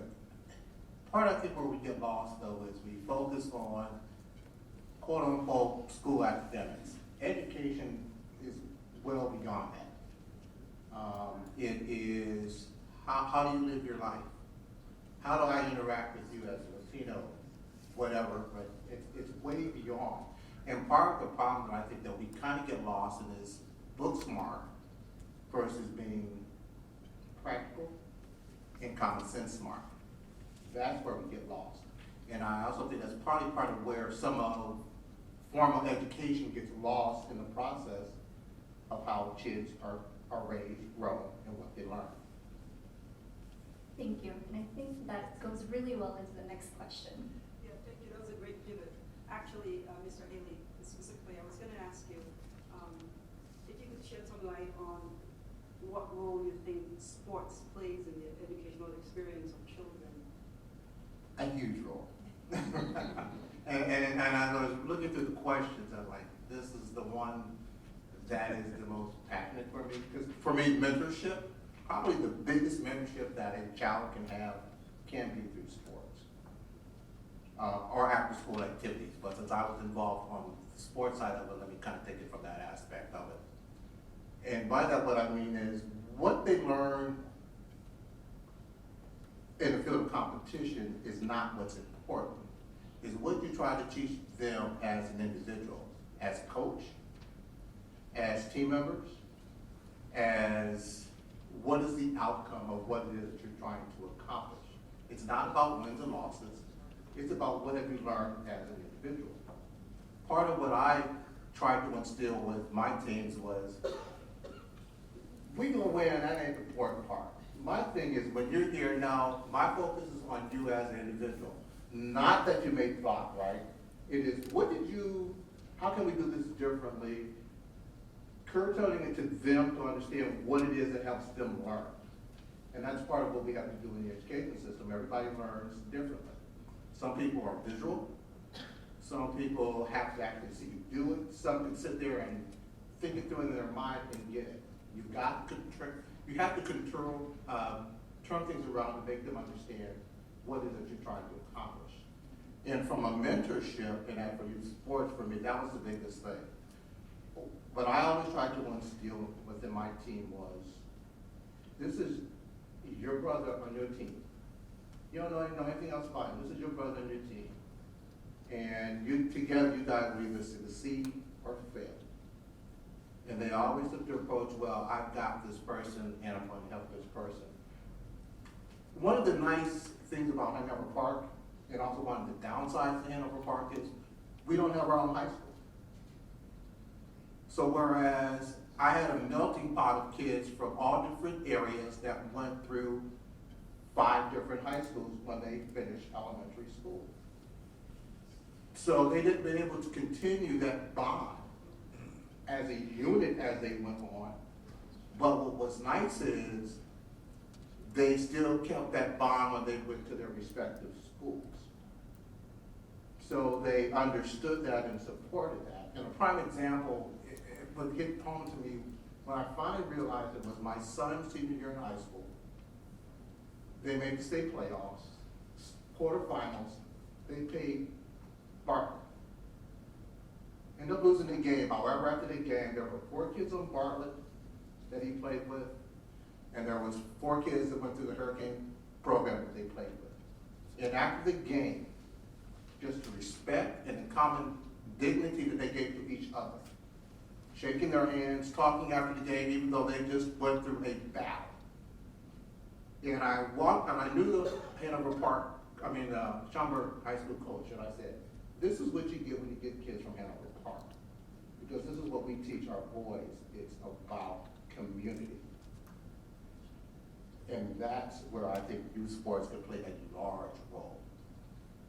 Thank you so much. It actually speaks to the whole idea of emotional intelligence and how sports really helps reinforce emotional intelligence in children. So we'd like to pivot again, if that's possible, and talk about safety and security, specifically in this particular climate that we're dealing with, and how schools, adults, mentors are concerned, and how they deal with the safety and security of the students while they're in school. Do you want to take that, Ms. Evans? Sure. I think that, a lot of the times when you're dealing with children, you have to start really looking at, asking the questions of, if they're in a certain environment, how do they feel? You need to find out how they're actually feeling. What is this climate producing for them? And then you can start addressing with them as far as how can we make you feel safe? Because I think as an adult, also working with children, you have to, we have our own biases.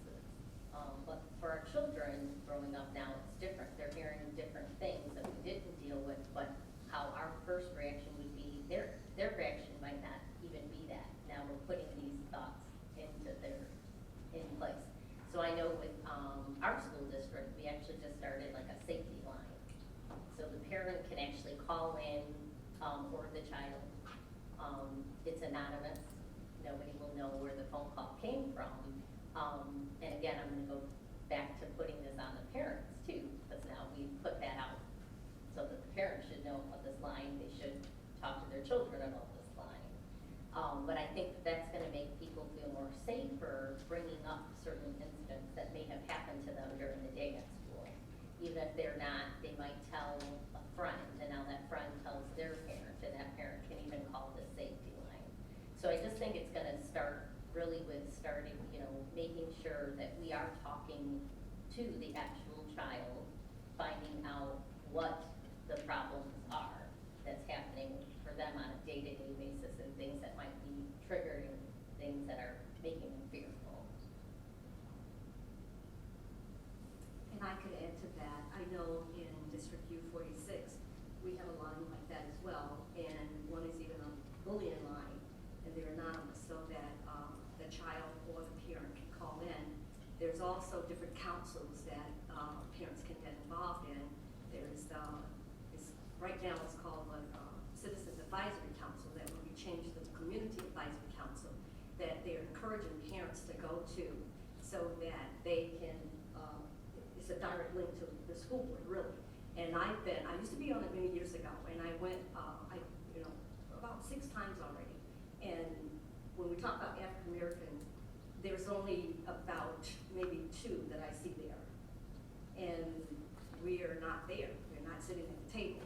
I went to the African American Advisory Council, which is another venue where parents can voice their concerns, or get educated or find out, what's going on. And that council is not operating like they should as well. And African Americans not sitting at that table as well. So we have a problem. If I can add to, we also have something that we have, a parent cafe. So quarterly, we're hosting these parent cafes and inviting the parents to come out. Tomorrow, we're having one that's about the resilience of the child. Again, just piggybacking off of what Eva said, our population is not showing up. So, going back and trying to figure out, is it a timing? What time are we having this at? Is it a child care? We've gone through trying to set up those things to help bring in more people. We have seen an increase. I'm sorry, but outside of that, I guess I'm going to put it, not necessarily on the parents. I look at it me as I was a coach, but I look at it as a community as a whole. So my challenge or comment would be to everyone who's sitting in the audience, everybody who's out there in the community. What is it that you're seeing and what is it that you're listening to? If you listen to a child, once you get a child's trust, it will begin to tell you exactly what's going on. And a large part of that is just simply by observing and more importantly, listening. And unfortunately, I don't think we do a well enough job at just listening and observing with our eyes. And then taking the appropriate actions or courses going forward. Yes, you have things in place that are great, but then what is my role? What is my responsibility just as a member of the community? I believe that I do have a role. And I want to add to that, I do understand we have a lot of parents that they're working. They're trying to do the best that they can, and they don't have time to always go to meetings. That doesn't mean that they don't care. That doesn't mean they're not concerned about their child being successful. They just can't make the meeting for various reasons. But I think their concern is there.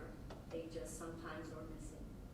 And that actually goes nicely into the next question in terms of how are we advancing equity in our schools and our sports organizations so that we are able to access all the parents, maybe not with the same approach, but in similar ways. We can start, and then I'd like to hear from the others. We just had a PowerPoint presentation at the board meeting, and it was pretty huge. So I'm going to read some bullet points to that fact. The equity plan pillars for student success was one, and the other one was effective and engaged staff. So out of the student success, there were 6 things that we said that we wanted to address and we wanted to implement and see.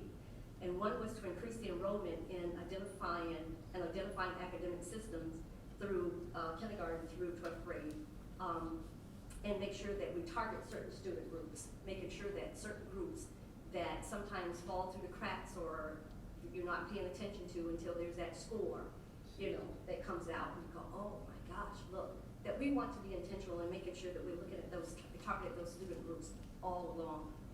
Monitor the progress and target the student group utilizing data. So that is going to tell you what target groups that you need to look at because of the data is going to drive that.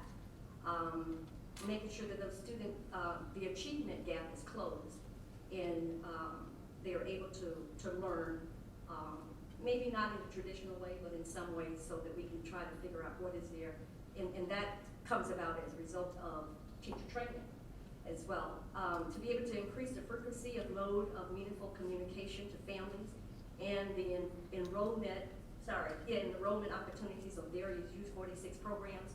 The school district has several programs that can make sure that the community is aware and make sure that families can be involved if they choose to be, or if they can't physically be there. And we have to remember, maybe when you grew up, maybe your parents were always there, parent-teacher conferences or whatever. But now I think we're looking at things in a different way now. They are working, sometimes 2 jobs. You look at the minimum wage, it can't always be there. Some of the parents are working 2 or 3 jobs, and sometimes there's only one parent in the family that's head of the household, so she can't always be there. One of the other things is assess, design, and implement a comprehensive professional development plan for equitable accountability and culturally responsive practices that target all of the students, making sure that the employees, the teachers, and all the others, that they're educated enough to understand that you are dealing with a diverse cultural group, and making sure that they have the diversity training and sensitivity training that they need to have. One of the things they have implemented, and Herbert talked about it from the police force, that trauma-informed care is also something that they're implemented in the school district. Instead of asking the question, what's wrong with you? I mean, we have students that come to school and they should not have to carry the backpack that they carry with the load of things. There's someone that maybe is incarcerated.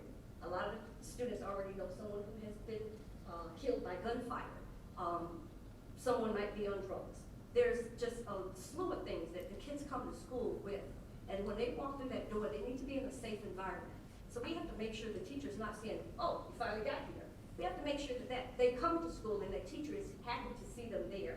So that's about sensitivity training and diversity training for the teacher so that that student will want to be there and the enrollment will come up. Because if they feel like, I'm not appreciated, you give me a hard time, they don't want to go to school anyway, some of them, especially when they have to face that.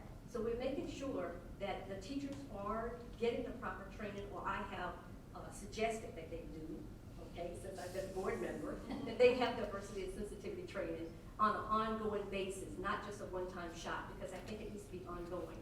One of the other things is to ensure curriculum and instruction materials that reflect and represent the cultural and linguistic diversity perspective of the students and the student population of the district. Institute a systematic, equitable academic support structure that ensures each student, especially the student and the targeted student groups, are receiving the supports that they need. Because a lot of times the kids, they don't go to the guidance counselor. They don't always get the information they need to get. So we need to make sure that we give them the supports that they need. And we're still working that out. Because that's not the next question. Yeah, we're still working that out as to how to get the communication piece out. I mean, there's website, there's media, you can send home a letter, you can have a brochure, there's lots of means, but I'm not sure if it's always reaching the hands that need to be. One of the equity pillars for the teachers or the staff is develop long-term recruitment plan and promotional tools to attract diverse and culturally proficient candidates. So, sitting at the table the other night, and we were talking about, okay, how are we going to have a staff that reflects the diversity that's in the school? And it's like recruitment. You have to go out and you have to recruit. You have to go to the colleges where there's maybe, a population of teachers that is going into the field of education, and you need to recruit them. You can't wait until they senior year to graduate. You have to start grooming and recruiting ahead of time to make sure you get qualified teachers so they can come to your district, and so you can have, the teachers would be reflective of the population of kids that you serve in that district. Develop and maintain affirmative hiring process that meets the needs. I think I said that one already. Promote existing monitoring program for new teachers. So when you recruit teachers, you give them that support. I heard from someone that called me as a board member, when you go someplace, let me tell you this. So they said there was this one teacher that was at this one school and no one ever talked to her. And I'm like, oh, I can't believe that. And she drove all the way from the south side every day. Maybe there was some supports that need to be in place. I don't know what happened there. But we need to make sure that we have African American teachers or teachers of color, that they have the supports. I myself, I can say whenever I taught in I taught in U46 for 4 years, and then I went over to District 54 for 22 years. And in District 54, I probably was probably the 5th African American teacher that was ever in that district. The first one in my school. And I was an icebreaker. I mean, it was like, okay, going into teachers' lounge in different places. I mean, it isn't easy, but you need to have support. They need to feel welcome so that they can stay, and you can make sure that you have. Okay, sorry. Was part of your question about equity in sports? Yes. I can say at the youth level, it doesn't exist.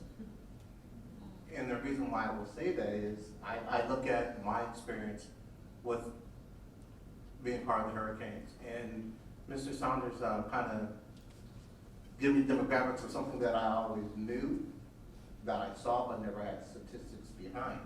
What was interesting, Hanover Park, Hurricanes was part of what is known as the Bill George Youth Football League. Part of that program, you had Buffalo Grove, you had, at that time, Tri-County, which included Batavia, all of that up north. And what you noticed was the level of facilities were completely different. What you also noticed was that the makeup of the teams were completely different. We had the largest diverse team within the community, within the league. And that's part of our beauty. So that's why I say it doesn't exist, it didn't exist. But what was nice about Hanover Park Hurricanes, and I always talk about it takes a village. When we had a away game, we went as a community. And you stayed there and you watched the flag football team play all the way up into the 130 team. It became a day event. When we had a away game, we rolled as a community. When we had home games, we stayed as a community. So it wasn't about, okay, now my kid's done, I'm taking my kid and I'm going home. You made it a day activity. And that's why I say it didn't exist at youth, but how we as a community overcame that was because of our unique diversity.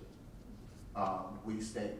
Part of what I ended up doing afterwards, I ended up following kids through high school. I went through at least 5 or 6 different high school games to watch the kids that I played play, that I coached play. Because again, it's the community, and that's part of the success. And today I still know who has had kids and have talked to their kids. And I've also seen coaches behind me, not just me, be at a Schaumburg game, go over to a Lake Park game, because we support our team as a community. Is there a recommendation on closing that gap? You're mentioning some of the other schools have better facilities versus ours. Part of it's about money, but it's not always about money. I mean, part of it's about money, but I think I wouldn't be concerned about facilities being equal. My nice thing was that this is who we are and this is what we get. And towns feared coming to play us because they knew they were going to play a very tough team. But then they also love coming to our field because they knew our field was well taken care of compared to any other field they have at home. So it was about pride and respect within the community. And that was our unique calling card. That didn't exist in other places. So that's great. I'm glad to live here. And then I know we're running a little more over than I thought, but Ms. Anderson, if you'd like to close it out with a few.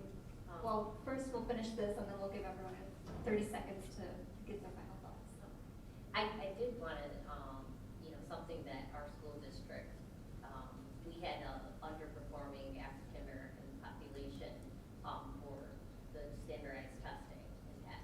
And we really were known, really just in our communities too, as a lower report card reporting school, which impacts a lot. It does impact like the home that you're going to buy, people looking in your community.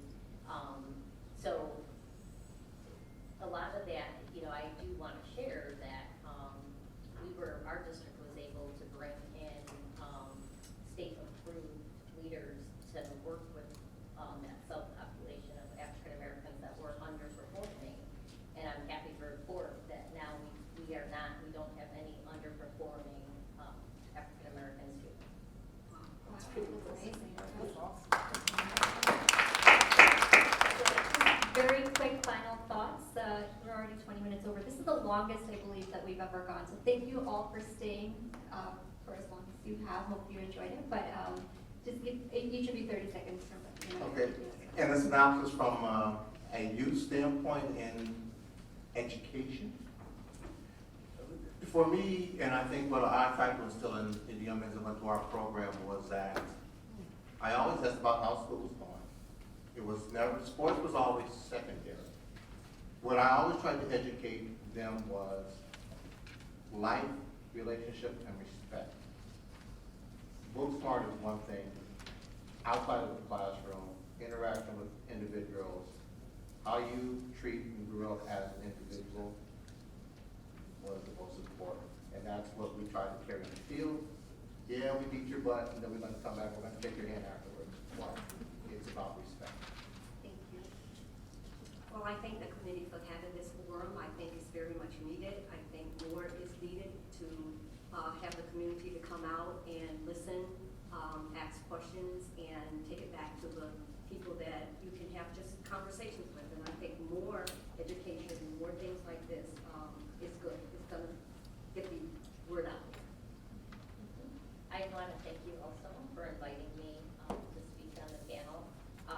And I really do think that it takes a community to keep talking to one another, bringing up questions that people are too scared to ask, and also instilling in our children, the confidence that they need to perform as Black students growing up in a suburb. Thank you, all of you. I think Ada will get the final words here. Again, I apologize that we went 22 minutes over. I know it's a weeknight, it's a long, everyone has a life outside of here, we all know that. But the fact that you're all, here shows that these conversations are very much needed and appreciated. So I'd like to thank all of our panelists. I'd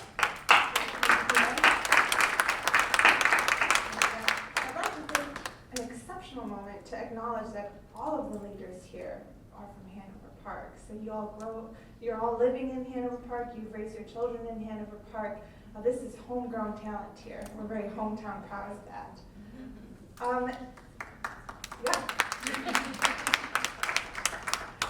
So we want to thank our presenters and our panelists, Mr. Sanders and all of our panelists for sharing their experience and being part of the Black suburban community and being part of our community at large throughout the region.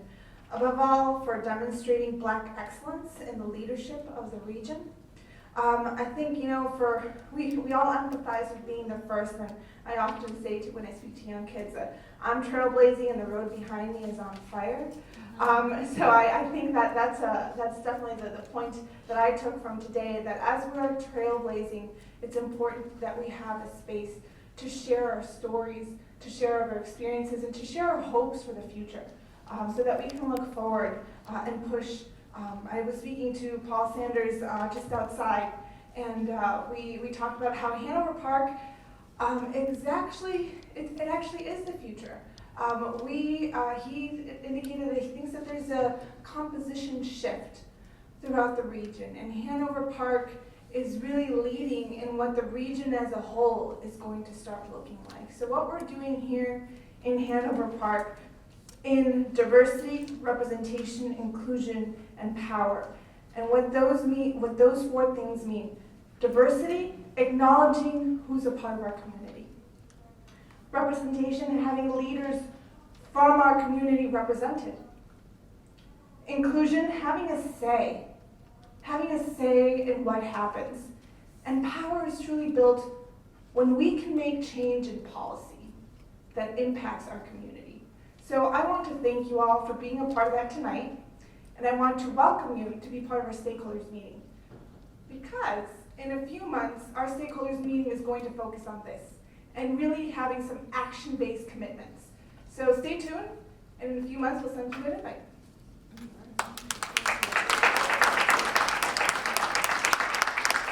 Please fill out the evaluation form so that we can continue to improve on our programming.